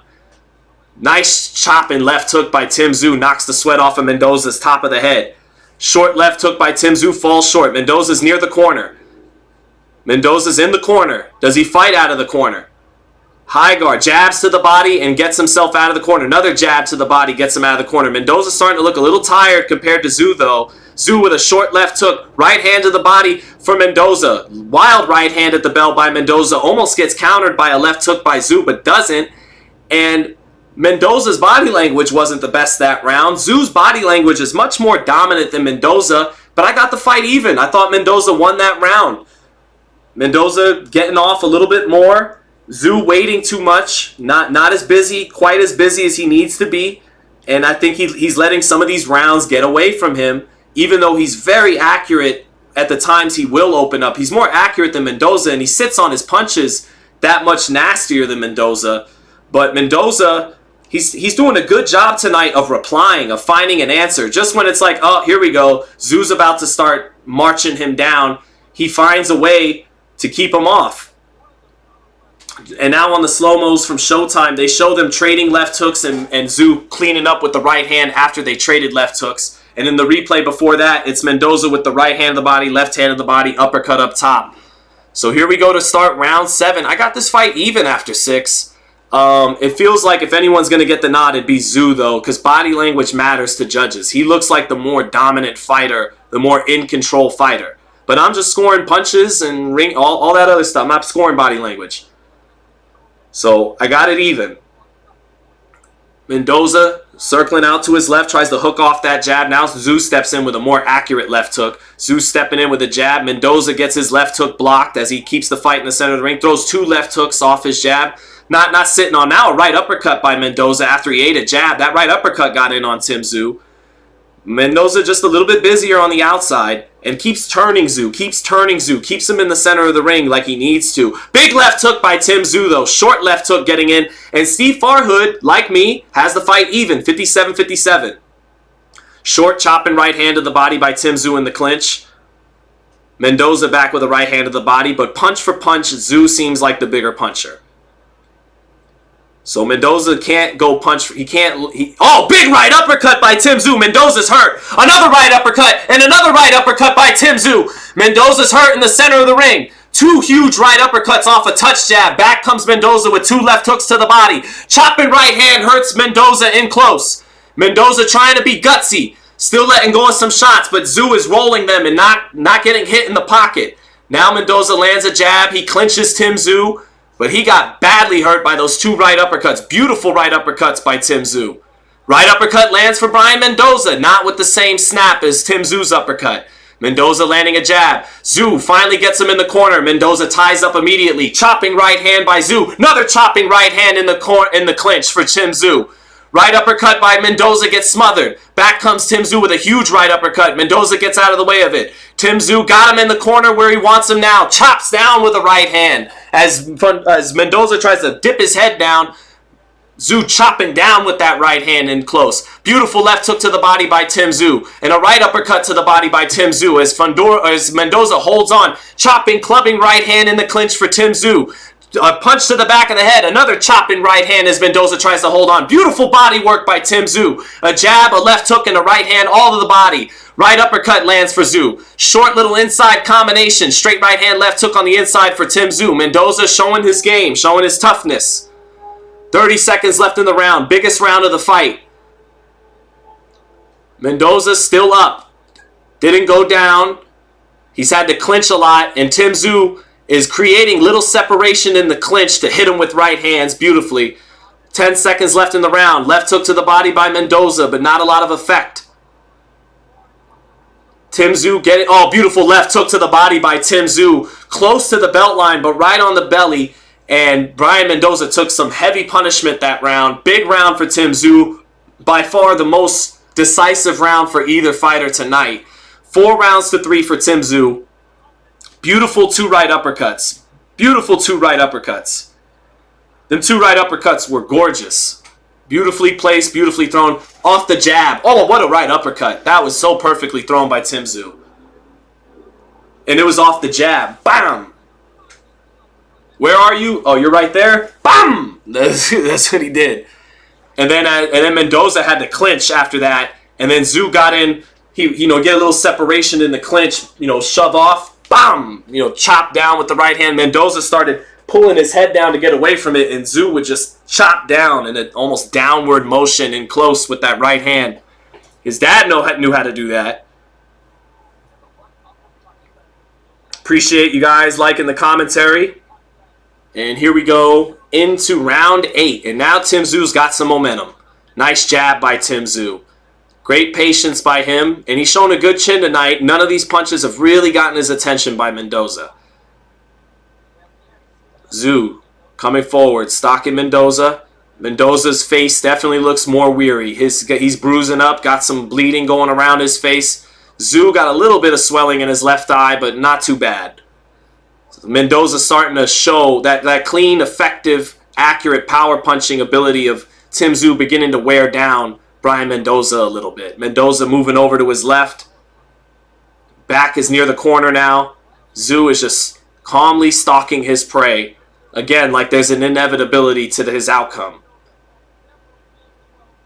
Mendoza not letting go of his hands as much as he moves around the ring right now. He's caught in the corner. 2 left hooks land for Tszyu. Mendoza tried to fight his way off the ropes, and Tszyu took a half step back and checked him with the left hook. Now a nice jab stab to the body for Tszyu. Mendoza more tired now, letting go of his hands as much in the 8th. Feinting. Back is near the ropes. He covers up. A little bit weary of the body shots of Tszyu. He's cornered, but Tszyu not letting go of his hands despite cornering him. Lets him out of the corner again, but gets him back into the other corner. Nice jab to the body by Tszyu. Tszyu economical with his work rate. Nice double jab, triple jab by Mendoza. None of it landing, but it creates distance, gets him back in the center of the ring. Now a nice jab to the body by Tszyu. Jab to the body by Mendoza, trying to hook off of it, but slower with that hook now. Tszyu dipping underneath it easily. Little short chopping right hand on the inside by Tszyu as he's trying to close distance. Mendoza moving off to his left, jabs to the chest, but not effective with that jab right now. Minute left in the 8th. Mendoza not throwing a lot of punches. Neither is Tszyu, but Tszyu is stalking him and has touched him with a couple of stabs to the body. 50 seconds left. Tszyu dropping his lead hand now. Staying on top of Mendoza. Feints a little bit. Wants something to counter. Mendoza not letting his hands go. Not giving Tszyu something to counter. Oh, good right hand by Mendoza, but he eats a left hook right after it. He walked Tszyu into a nice right hand, but then right after Tszyu ate it, he hit him with a left hook. They trade right hands. What a sharp right hand by Tszyu. But beautiful exchange. They both let go. Straight right hand, left hook. Tszyu was more compact and got it in. Short left hook landing for Tszyu again. More compact puncher. Straight right hand lands for Tszyu as he freezes Mendoza on the ropes with the jab. 10 seconds left in this round, and that definitely makes it a Tszyu round. Oh, nice left hook by Tszyu in the center of the ring. Touched with the jab and then took a little step back and checked with the hook and pivoted out a little bit as he did it. Threw it off an angle. Good round by Tszyu. He's got the momentum of the fight right now. 77-75, 5-3 for Tszyu. So... But Tszyu did let Mendoza recover. He won the round, but he did let Mendoza recover. And Mendoza's shown he's a gutsy guy that could pull things out. He did land a big right hand on Tszyu, and then boom, ate that left hook right after he landed the right hand. And they traded right hands and left hooks, and Tszyu, more compact, more accurate power puncher than Mendoza. It was a beautiful sequence. They both let go of the straight right hand and the left hook. Tszyu landed both of his, and Mendoza was just off the mark by an inch with both of his because Tszyu is a more compact puncher than him, more accurate. Tszyu got a little bit of Canelo in him in terms of those accurate, compact power shots he lets go of. Doesn't have Canelo's upper body movement though, but he does got some of that in common with Canelo. Round 9, here we go. Mendoza circling to his right, then circles to his left, shoots some jabs to the body to keep his distance. Nice jab up top by Mendoza. Touches Tszyu, but can't impede his progress. Tszyu still coming forward. Tszyu out of the high guard, getting close. Showtime now has it 77-75 for Tszyu, as do I. Lead left hook. Almost lands for Tszyu, but gets caught on the right glove. But even when his lead left hook catches the glove of Mendoza, it's still one of those thudding shots that kind of gets people's attention. Nice jab lands for Mendoza. He just ate a short left hook a moment ago. Mendoza looping a wild right hand, and Tszyu countering him with a little short right uppercut. Not the kind of right uppercut that had the mustard on it earlier, but a little short counter for Tszyu.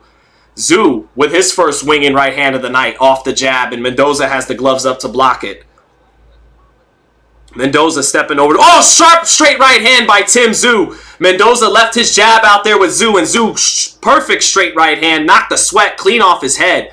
Mendoza clinching now in the center of the ring. After that straight right hand, now he's out of the clinch. Jabbing and moving to his right. Mendoza covering up near the ropes. Throws 2 body shots, but Tszyu pushes him off. Little chopping right hand to the body for Tszyu. Left hook, straight right hand for Tszyu, but falls a little short. But he feels very in control of this fight now, and he is taking control of this fight. On his way to winning his 3rd straight round.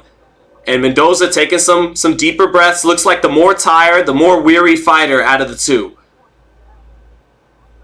Short left hook for Tszyu lands again. They traded left hooks, and his is shorter than Mendoza's. Nice jab to the body by Tszyu. Nice stab to the body in the center of the ring. Tszyu staying on top. Another stab to the body by Tszyu. Mendoza throwing a jab to move out to his right. Keep it in the center of the ring, but he's starting to run out of ammo and steam.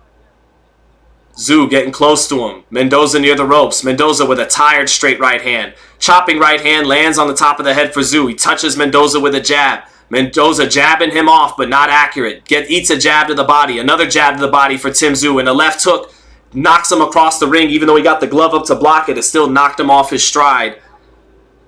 30 seconds left in the round. Right uppercut lands through the center of the guard for Brian Mendoza, but not a lot of steam on it. Tszyu with a jab to the body, falling short. Mendoza moves his back off the ropes to his left. Close to being cornered now in the red corner. Straight right hand gets blocked by Tszyu and the jab. The 2-1 blocked by Tszyu. 10 seconds left in the round. Mendoza near the corner. Escapes out to his left. Feints Tszyu to get himself back in the ring. Feints him again. Comes over the top of the right hand. Lands on the back of the head of Tszyu's head a little bit. Knocks some sweat off his head as he came with the right hand over the top of the jab. But that's Tszyu's round. He's in control of the fight now. 87-84. 3 straight rounds for Tszyu. And he's starting, he's been hitting them with some clean power shots. And Mendoza's face is showing the wear and tear a little bit. And he's taking deeper breaths. He's the more tired guy. He's been wasting more energy than Tszyu, who's been very economical with his punch output and his movements. There's that straight right hand, that perfect straight right hand that knocked Mendoza into the corner. And we're about to enter the championship rounds in the 10th. We'll see. We'll see if Mendoza's got some late round heroics in him. Does he have the gas still to step on some mean left hooks with Tszyu, who will no doubt be in front of him? He'll be there. Does he got the juice to get him off? Because Tszyu has hit him with some nice short chopping power shots the last several rounds. So yeah, I got 6-3 Tim. Here we go, round 10 now. Mendoza up on his toes, moving his head around, showing some energy, touching Tszyu at long range, just touching his body, touching him with some long range shots. Jab to the body by Mendoza, moving off to his left. Tszyu continuing to come forward. Mendoza running his hands. Nice little short left hook to the body though by Tszyu. As Mendoza let go of 8 or 9 punches in a sequence, Tszyu just played defense and then much more accurate, just placing that left hook to the body. Mendoza near the ropes, jab to the body for Tszyu. Big wild right hand off the ropes for Mendoza, so he's still committing to some big shots. But Tszyu saw that coming, made him hit nothing but air. Showtime's got an 87-84 for Tszyu. Mendoza near the ropes again, pushes off to create some room. Lets his jab go. Straight right hand over the top of that jab. Lands for Tszyu. Mendoza on the ropes. Looping right hand off the mark for Tszyu. Trying to take his head off. Getting a little wild on that right hand. Right uppercut just misses for Mendoza off the ropes. Chopping right hand to the body for Tszyu. He wouldn't let go of the chopping right hand up top. It looked like it was there. He didn't pull the trigger. Short left hook to the body. Another short left hook to the body. And a right hook to the body. And a left hook up top. Beautiful short inside shots by Tszyu. As Mendoza in the 10th didn't have the legs to keep moving for a sequence. And Tszyu made him pay with some beautifully placed body shots with both hands. Halfway through the round. Straight right hand falls short for Tszyu. Short little left hook touches Mendoza. Mendoza exiting off the ropes into the center of the ring. Right uppercut gets blocked by Tszyu. As Mendoza tried to shoot a right uppercut in the center of the ring. Mendoza touching with his jab, stepping over to his right, getting backed up. Nice jab lands for Tszyu as he backs him up. Catches the left hook of Brian Mendoza, staying on top of him. Trying to pull counter on Mendoza. Mendoza on the ropes, jab to the body for Tszyu, but Mendoza's been slippery and tough to keep pinned on the ropes, and he clinches Tszyu to get back to the center of the ring. Tszyu with a short little clubbing right hand in that clinch. Mendoza moving off again to the center of the ring, but not getting a lot done on offense. Straight right hand lands for Tszyu in close. Straight right hand lands again for Tszyu in close. He takes the angle, lands a little left hook, tries to push Mendoza off of him in the center of the ring as Mendoza tries to clinch. Sweeping right hands for Tszyu. Big right uppercut misses, and a low blow counterpunch by Brian Mendoza. Ref didn't call it. Tszyu motioned that he got low blowed, but Mendoza doing what he has to do to stop the onslaught. 18 seconds left. Tszyu touching with the right hand, digging the left hook up top. Touching with the right hand, digging the left hook up top. Straight right hand, another straight right hand. Straight right hand, right uppercut lands for Tszyu. Left hook, right uppercut just off the mark. Another straight right hand, another right hand. And big right hands with Mendoza on the ropes to close the round. He took some serious punishment at the end of the 10th. 4 straight rounds for Tszyu, 97-93. Tszyu on my card. Mendoza cut over the right eye, cut below his right, he's cut on his right cheek, and he's cut on his left eyelid. So Mendoza, his face becoming a bit of a mess. He's got blood coming from both sides of his face, and he's tired. He's been moving all night, throwing more punches than Tszyu. Not more accurate than Tszyu, but throwing more punches than Tszyu. He's eating some nasty body shots from the stab jab to the body to the left hook to the body. That cut is nasty over his left eye right now. He is definitely in what they call deep waters. Tszyu has got Brian Mendoza in some deep waters right now. Straight right hand landing for Tszyu. Right uppercut missed, and it was low. That right uppercut body shot by Mendoza as Tszyu was, doing his onslaught. It hit Tszyu low. So Tszyu wasn't, milking it there. He got hit low. Round 11, here we go. Round 11. Mendoza looks weary. He's in deep water. Double jab by Mendoza. Not a lot of steam on his punches to start round 11. But he's still punching and moving. Not sitting down on these shots now like he was earlier. Tszyu getting closer to him. Getting him his back to touch the ropes. But Mendoza works his way off. Sharp jab by Tszyu. So much more steam and snap on Tszyu's punches here in the 11th than Mendoza. Mendoza's lost some steam and snap out of his shot. Another sharp jab by Tszyu knocks the sweat off of Mendoza's head. As Mendoza was trying to run his hands, Tszyu just more accurate, better timing. Sharp jab knocked his sweat off. Mendoza close to going down. He's on the ropes. Tszyu just can't quite hit him with the clean shot. Wild right hand. Tszyu almost walks right into it by Mendoza. Still chucking that wild sweeping right hand. Left hook to the body for Mendoza. But he's getting beat up on the ropes right now. Left hook lands for Mendoza with Tszyu pinning him on the ropes. But Tszyu just walks through it. Continues to keep him pinned on the ropes and is looking for that opening. Tszyu not quite on the mark with this offense with Mendoza on the ropes. Mendoza gets off the ropes. Back in the center of the ring. Straight right hand lands for Tszyu. A little touch right uppercut for Tszyu. But he wants to really sit down on something and keep this man seated in front of him. Left uppercut lands for Tszyu. Left uppercut off the mark for Tszyu. Straight right hand lands for Tszyu. Mendoza is tired. Still punching. In close is Mendoza. Right uppercut lands for Tszyu. Another right uppercut for Tszyu. And a straight right hand for Tszyu. Tszyu missing the right uppercut. Mendoza beginning not to be able to defend himself. Covering up in the corner. Referee might stop it. Mendoza explodes with a combination, but he's eating shots in the corner. His face is a bloody mess.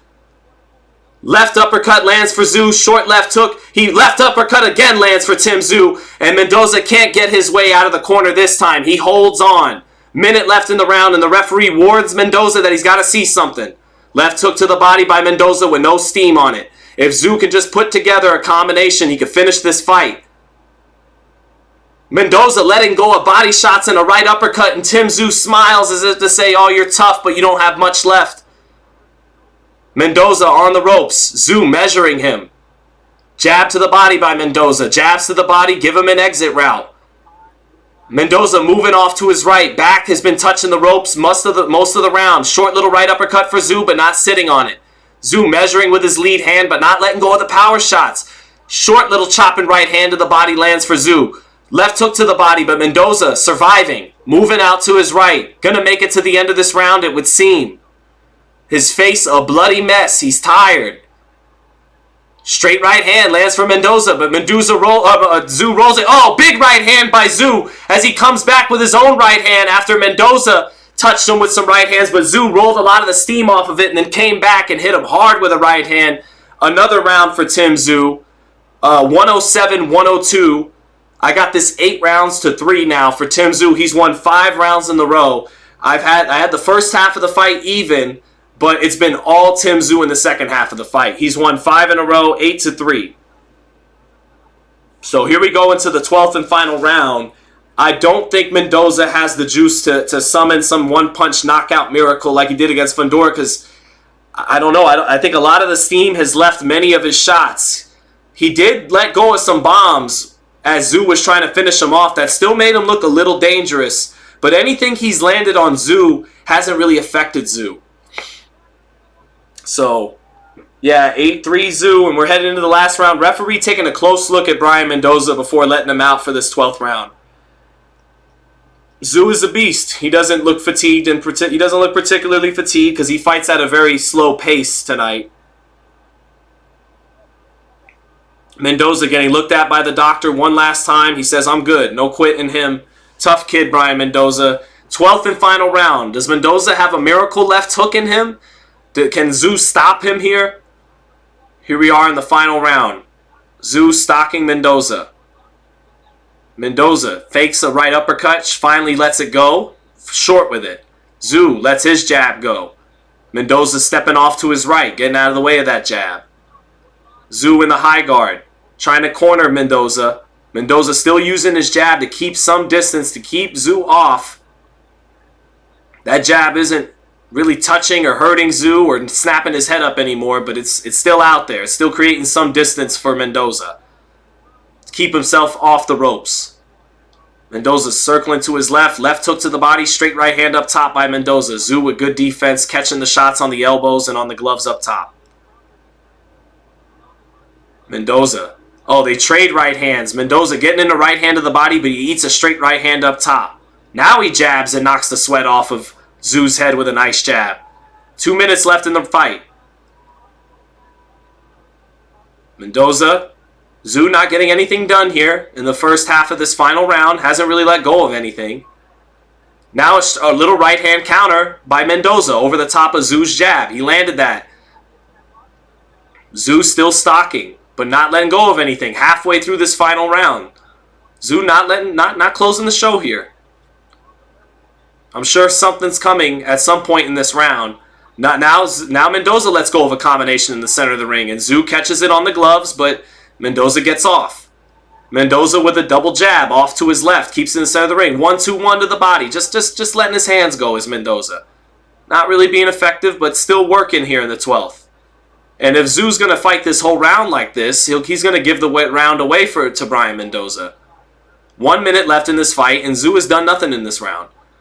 Big check left hook by Tszyu. He looked to play counterpuncher. Mendoza fired a combination, and Tszyu just catch and shoot, bang, left hook, knocked the sweat right off his head. But that's it by Tszyu. Just one punch. No combination follow-up, no follow-up. 40 seconds left in the fight. Jab to the body by Mendoza. That punch alone has probably won Tszyu this round. Tszyu missing a straight right hand and a left hook as Mendoza bounces around with 30 seconds left in the fight. Mendoza stepping forward. Looks like he wants to sit down on something to close the show. 20 seconds left. Little bit of a disappointing final round by Tszyu. He misses a straight right hand and a left hook. Little jab to the body by Mendoza. 10 seconds left. Crowd comes to their feet. Nice check left hook counter by Tszyu. Mendoza reaching for a right hand, and Tszyu nailed him with a left hook, and that'll do it. Tszyu won that round off of 2 or 3 left hooks. He hardly threw punches that round, but he was accurate with his left hook, and he won the round. 117-111 for Tszyu. Solid fight, competitive in the first half, but Tszyu kind of knew he was going to get to him eventually, and he did his thing. But Tszyu is not as good in this. If you can keep the fight in the center of the ring, you know, if Jermell Charlo can still get down to 54 and be the fighter he was, there's things he saw tonight that he could take advantage of with Tszyu. Tszyu only threw 400 punches tonight, 406 punches. That's a bad work rate for a junior middleweight. He only threw about 33, 34 punches a round. He's got to get up in the 40s. That's a little too economical for Tszyu. Mendoza threw 433 punches, but Tszyu outlanded him. He was definitely more accurate, and he was definitely the harder puncher tonight and landed almost all of the best, clean, effective punches. Mendoza did get some shots in, but Tszyu definitely landed the harder punches throughout the fight and clearly won this fight. 117-111. I wouldn't be mad at 118-110. Thank you, everybody, saying you appreciated the great commentary. It's over 3,500 people rocking with us tonight, so I hope everyone enjoyed the round by round. Let's just wait for the final verdict, and we'll be good to go here. So, good stuff. Let's just wait for this verdict. Thanks, Sean. Great job, mate. Appreciate it, says Brett Fitzgerald. You got it, brother. Happy to do it. I'm happy everyone turned out tonight and enjoyed it. So, let's see. You were right. Tried to coast it in. So, yeah, here we go. Super effective. Great commentary. Oh, thank you, everybody. You guys are great. Awesome. Appreciate it. Michael Kelly, James City, Patrick, Delaney, Wizards of the Crystal. Oh, you guys are awesome. Thank you so much. Lay Johnson, Daniel Radovich, as always. You got it. Emma Harling, thank you so much. Tristan, thank you. Sam Davis, thank you. Douglas Bronze, thank you. Everyone, thank you. You guys are awesome. Thank you. Thank you. I definitely want hit the like button if you haven't yet. It helps. Cut nose hair. Oh, wait. I'm good. No, I'm good. I'm good. I'm good. Damn, you can see my nose hairs? You're really paying attention. Sheesh. But yeah, let's just wait for this final verdict. Tszyu got it. I would love to see. Wow, everyone's being so nice, saying great commentary. Thank you so much. You guys are awesome. Thank you so much. Awesome. That feels great to hear. Thank you, everybody. So let's go ahead and hear this final verdict. Let's hear. Hold on.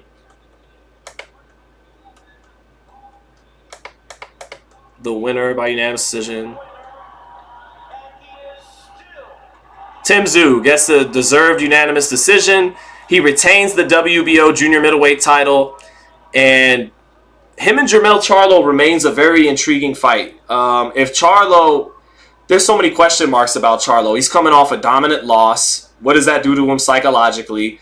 That was the only fight he's had in over a year. It's going to be hard for his body, you would think, to drop back down 14 pounds. But all that said, if somehow, probably against the odds in this one, but if Charlo were to return back to his peak form, like he was against Castano in the rematch, he might be able to beat Tszyu. But I don't know, man. He'll have to be 100%. Tszyu, right now, is the top dog, with Charlo kind of vacant in the division, not really fighting in the division for almost 2 years now, a year and a half. So, but yeah, I think Charlo at his best could still potentially beat this guy, no doubt. But I don't know. His best day might be gone at 54. Those days could be over. So, Tszyu did his thing. I like Tszyu. Only thing I could say about Tszyu, I give him a B+. I would have gave him an A if he was a little bit more active. He's got to find a way to get his off. I think he would have been more active if he could have pinned Mendoza on the ropes consistently, but he couldn't. So he had to fight a lot of the fight in the center of the ring. And in the center of the ring, a lot of pressure fighters aren't as comfortable with their offense as they are when they get you on the ropes. Golovkin was like that. Chavez was like that. Right now, David Benavidez was like that at times. You know, he's at his best when he gets you on the ropes. Got to find a way to get more activity done in the center of the ring for Tim Tszyu. But Matt's Adventures, thank you so much. Said, great commentary, bro. Underappreciated talent. Side note, am I crazy for believing Crawford beats Canelo? No, you're not crazy. Tim Bradley thinks that, and Tim Bradley's like the best analyst in boxing right now. It's just a matter of weight, you know. If Crawford can somehow put on 21 pounds and lose no speed and, you know, carries his power up, and, you know, he could very well win that fight because pound for pound, head to head, Crawford probably has a bit of an edge on Canelo. But then again, they make weight classes for a reason, and Canelo is right there with Crawford in terms of skills and definitely, you know, more accomplished than Crawford. So, but I think Canelo's not interested in that fight because there's nothing in it for him.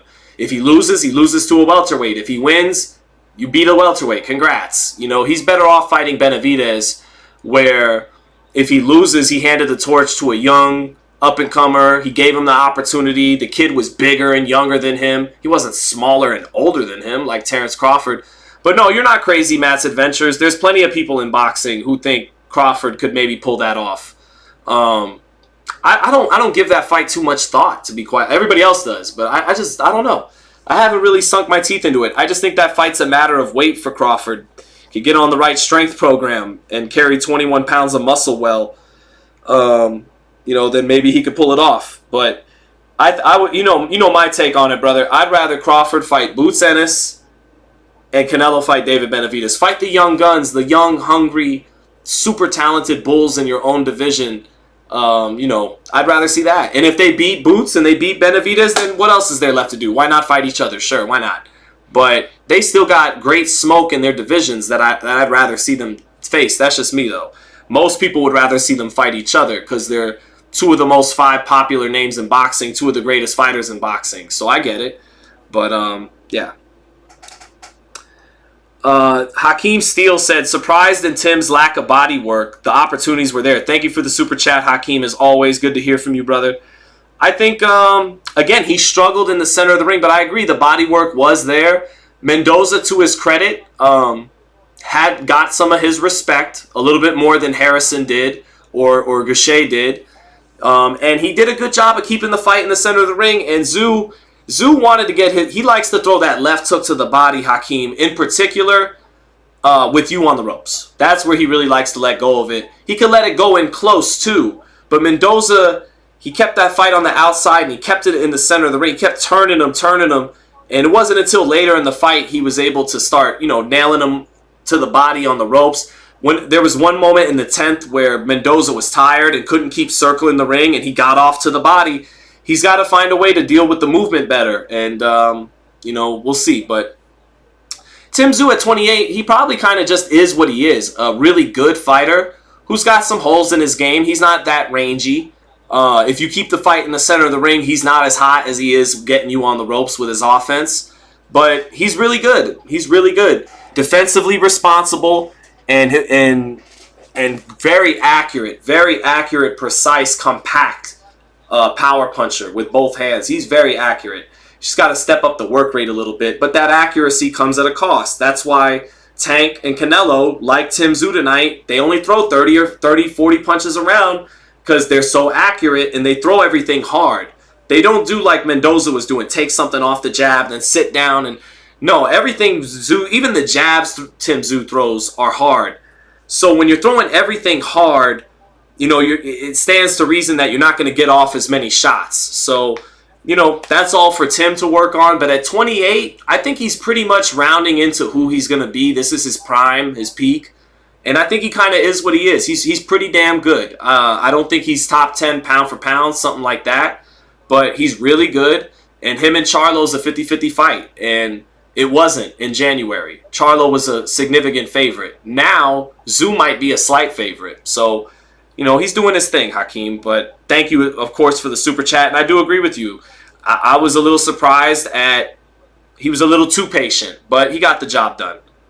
And that's who he is. That patience, it goes along with his accuracy a little bit. That's why Canelo and Tank are like that too. They don't throw a whole lot of punches.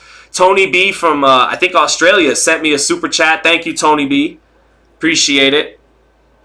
But yeah. The fight was a bit close, but in no way was it 117-111. I thought it was 117-111. I thought it was even after 6, and I thought Tszyu won all of the last 6 rounds. That's how I saw it. Even the 12th, where he only threw like 5 punches but landed 3 left hooks that were the best 3 punches of the round, I thought he won the 12th. So, you talk in circles, bruh. He sleeps Charlo if he ever gets the nuts to fight him. I wish Charlo would have fought him, this year instead of the Canelo fight, but it is what it is. I was telling everybody that Tszyu stands a great chance to beat Charlo when everybody said no, Charlo's going to knock him out. Now that Charlo got dominated by Canelo at 68, now everybody's on Tim Tszyu dick saying he would beat I've always said Tim Tszyu and Charlo's very close to a 50-50 fight. That's what I think it is, and timing is important in boxing. If you had to give the edge to someone, it might be Tszyu because he's in his prime. He's 28. Charlo's going to be 34 if they ever fight. And he's strong at the weight. And Charlo will have to come down in weight, after fighting at 68. So Tim Tszyu might be a slight favorite if they were to fight next. I hope that's the fight we get. Mike Moss said, Sean, your mom's in the driveway again. No, she's not, but that's funny. I heard the horn beeping. I think that's someone from across the street tonight, though. Len Hauser, thank you, Luis Marcial Vergara Diaz, for giving him the scores. Appreciate that. You can't be serious. Draw. No draw. Tim Tszyu won 9 rounds out of 12. It wasn't a draw. So, 116-111. Someone gave Tszyu a 10-8. Oh, well, I get it. I don't think he quite... I mean, what was that? What was the round he hurt him with? Was it the 7th? They made it score 10-8? Or it could have been the 7th or it could have been the 10th. Would love to see Tszyu versus Crawford. My man, Malcolm Emmanuel, good to see you in the chat. I think I would pick Crawford in that fight based on what I saw tonight. I'd pick Crawford. Tszyu is too straight up and down for Crawford. It's too straight up and down. And Crawford's the best counterpuncher in boxing. I think... Crawford would counterpunch his aggression to death. And it'd be more competitive than Errol Spence. Tim Tszyu would stand a chance. I mean, he's a live body in there. But I think Crawford, based on what I saw tonight, Crawford beats Tim Tszyu. Yeah, his counterpunching would be too much for Tszyu, who comes straight in. And despite being a naturally bigger man, Crawford's longer than Tim Tszyu, too. That's going to be a problem. I mean, if you're having problems pinning Brian Mendoza on the ropes and having problems with his ability in the center of the ring, good luck against Terrence Crawford. Naldo the Boss said no special effects. I know I kind of said that, but he does have some pull counters, does Tim Tszyu. He does have some special effects, but not like a guy like Terrence Crawford. He actually has some more special effects than Errol Spence. He has pull counters. Errol Spence didn't really have pull counters. He's more accurate and explosive than Errol Spence. But yeah, Crawford, his counterpunching will be too much for Tim Tszyu, in my opinion. Even with Tszyu's youth and his strength being the more natural 54, he's 5'8", just like Crawford. Crawford actually has longer hands than him. And I just think his length and counterpunching would eat Tszyu up, as Tszyu tries to apply pressure. So, but if there's anything else you guys want to get at me, chat, before I get out of here, I'm pretty tired. It's been a long day. We had over 3,000 people in, and I have to cover the Raiders tomorrow at 1 o'clock here in Vegas. They play the Patriots, so I got to cover that game tomorrow. Nathan said, what's so great about Canelo's win against the super welterweight? I mean, I don't think anyone said it was great. They just, he dominated and did what he had to do. He won the fight. Why did Tszyu do nothing for 4 straight rounds? He took his time, patient, felt like let this guy gas himself out a little bit, and I'll get to him later in the fight, and he did.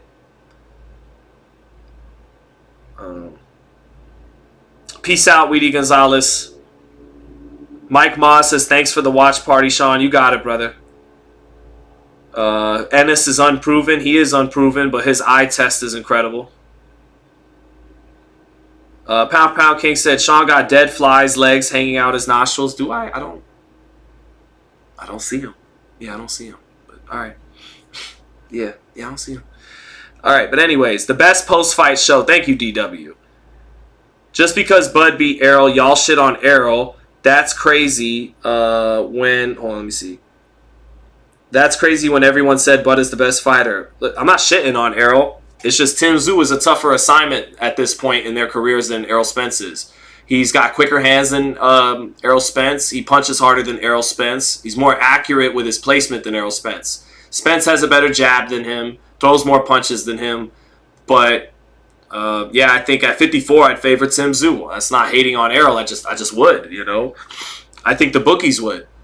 So I think Errol's best days are behind him, man. His best days were Kell Brook, Lamont Peterson, Carlos Ocampo. I think even by the time Errol fought Sean Porter, he was starting to go downhill.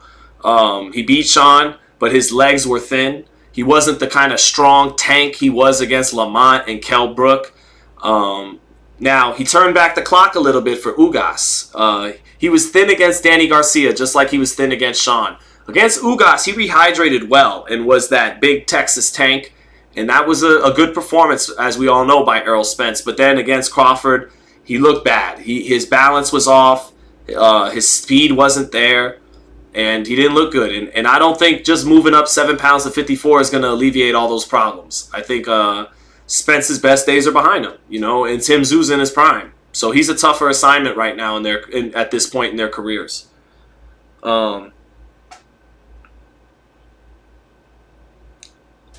Bonza commentary, Sean. Thank you, Tony White. Let's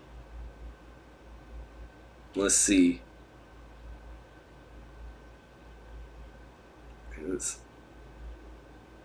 Thank you, Pound for Pound King. But he got hurt by broken orbital bone, Kell Brook. All right, but he finished him. He stopped him. It was a good performance.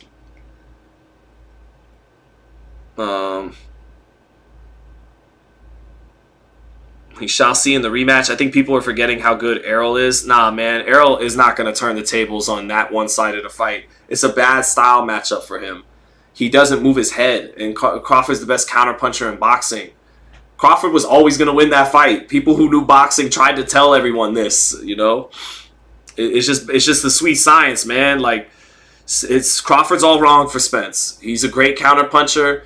Spence, he's a busy guy. He throws a lot of punches, doesn't really move his head that much. And that kind of style is made to order against a counterpuncher. So, you know, and I'm not talking about Danny Garcia as a counterpuncher. I'm talking about Terrence Crawford, who has just as long arms as him, is faster than him, has a more creative punch selection than him. There you go. It's always going to be like that. Peaceful says, hey, Sean, who's the monster from Japan fighting next? Let's get back to the positivity about the monster, who, along with Crawford, is the best fighter in the world. He fights Marlon Tapales next for all 4 belts at 122. I definitely think Inoue is going to win that fight. I think Inoue can beat anybody at 126. Robesi Ramirez, Venado Lopez, all interesting fights, but I think Inoue would beat them. And I think Inoue, until he runs into potentially Navarrete at 130, I don't know who has a great chance of, you know, preventing him from continuing to do what he does. And even against Navarrete, I might favor the monster. But I think Inoue, when it's all said and done, he's going to join Manny Pacquiao and Oscar De La Hoya and Amanda Serrano, but in men's boxing, Manny and De La Hoya as the only guys to win titles in 6 divisions. I think he's going to take care of Tapales in Christmas time. Then he's going to go to 26, become champ there. And then I think he's going to become champ at 30. Navarrete probably won't even be at 30 by the time Inoue gets there. So, yeah, I think Inoue is going to become that third guy alongside De La Hoya and Pacquiao to become a 6 division champ. So, you know, put that in your pipe and smoke it, you know. Good night, Brandon Smith. Good night, everybody, then. Yeah, agreed on Spence Crawford. I don't want to see Spence get messed up again like that at any weight. No, it was tough to watch for Errol Spence. That was tough to watch. I was a little upset the next day. I felt for Errol a little bit. I mean, he's a big boy. It's professional boxing. It is what it is. Someone's got to win and someone's got to lose. But the fashion in which he lost, I felt for Errol a little bit, for sure. So I don't want to see it again. I want to see Terrence fight Boots. That'd be a great fight. Terrence and Tszyu's a better fight, you know. Looking forward to Thurman versus Shields. So, let's see. Eddie Top and have already puts the mitts on the new way. I don't know about that. Apologize, my bad. Abby Fumia says, I like you, Sean, but you're wrong, bro. About what, my friend? About what? What? I'm getting tired. It's been a long day. It's been about 9 hours of streaming today, chat. It's been about 9 hours of streaming today. Crawford gains nothing from beating Ennis, says Nathan, and therein lies the problem. He does. He doesn't gain it. He doesn't gain a new belt. He doesn't gain a new belt. He doesn't gain shit. And not like Boots is like Ryan Garcia, who doesn't have a belt but has a huge name. So I get it for Crawford. I get it. He never fights Boots. I can't say he ducked him. I could just say I wish that fight would have happened. I would have loved to have seen it. Now, if Canelo never fights Benavidez, he ducked Benavidez. This is a different scenario. No one's been banging the drums. And Benavidez got stripped twice, but he is a two-time world champion, the youngest world champion in that division's history. Boots isn't even a full IBF champion. He's still an interim champion, never been world champion. Fight hasn't been demanded by fans for 3 years like Benavidez and Canelo, so it's not the same. I understand that.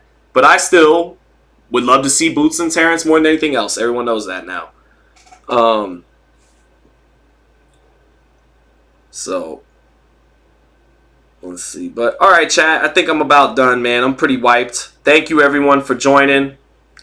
Sean, what do you think of De Los Santos versus Shakur? I think De Los Santos could be his toughest fight. Well, De Los Santos can punch, and he does move around the ring. He's not a plodding puncher. He's a puncher with some legs underneath him that could circle the ring. So maybe he makes it interesting. But we're talking about Shakur here. And I don't know if no Edwin De Los Santos is going to derail the Shakur Stevenson train. I don't think so. But we'll see. You know, we'll see. I think. Tay Day says, Benavidez by KO against Andrade. Peace out, Sean. See you later, Tay Day. All right. See you, everybody. Everyone, God bless. Have a great rest of the weekend. Enjoy some football tomorrow. And I hope everyone enjoyed the chat. Thanks so much. Had a great time. Later, everyone.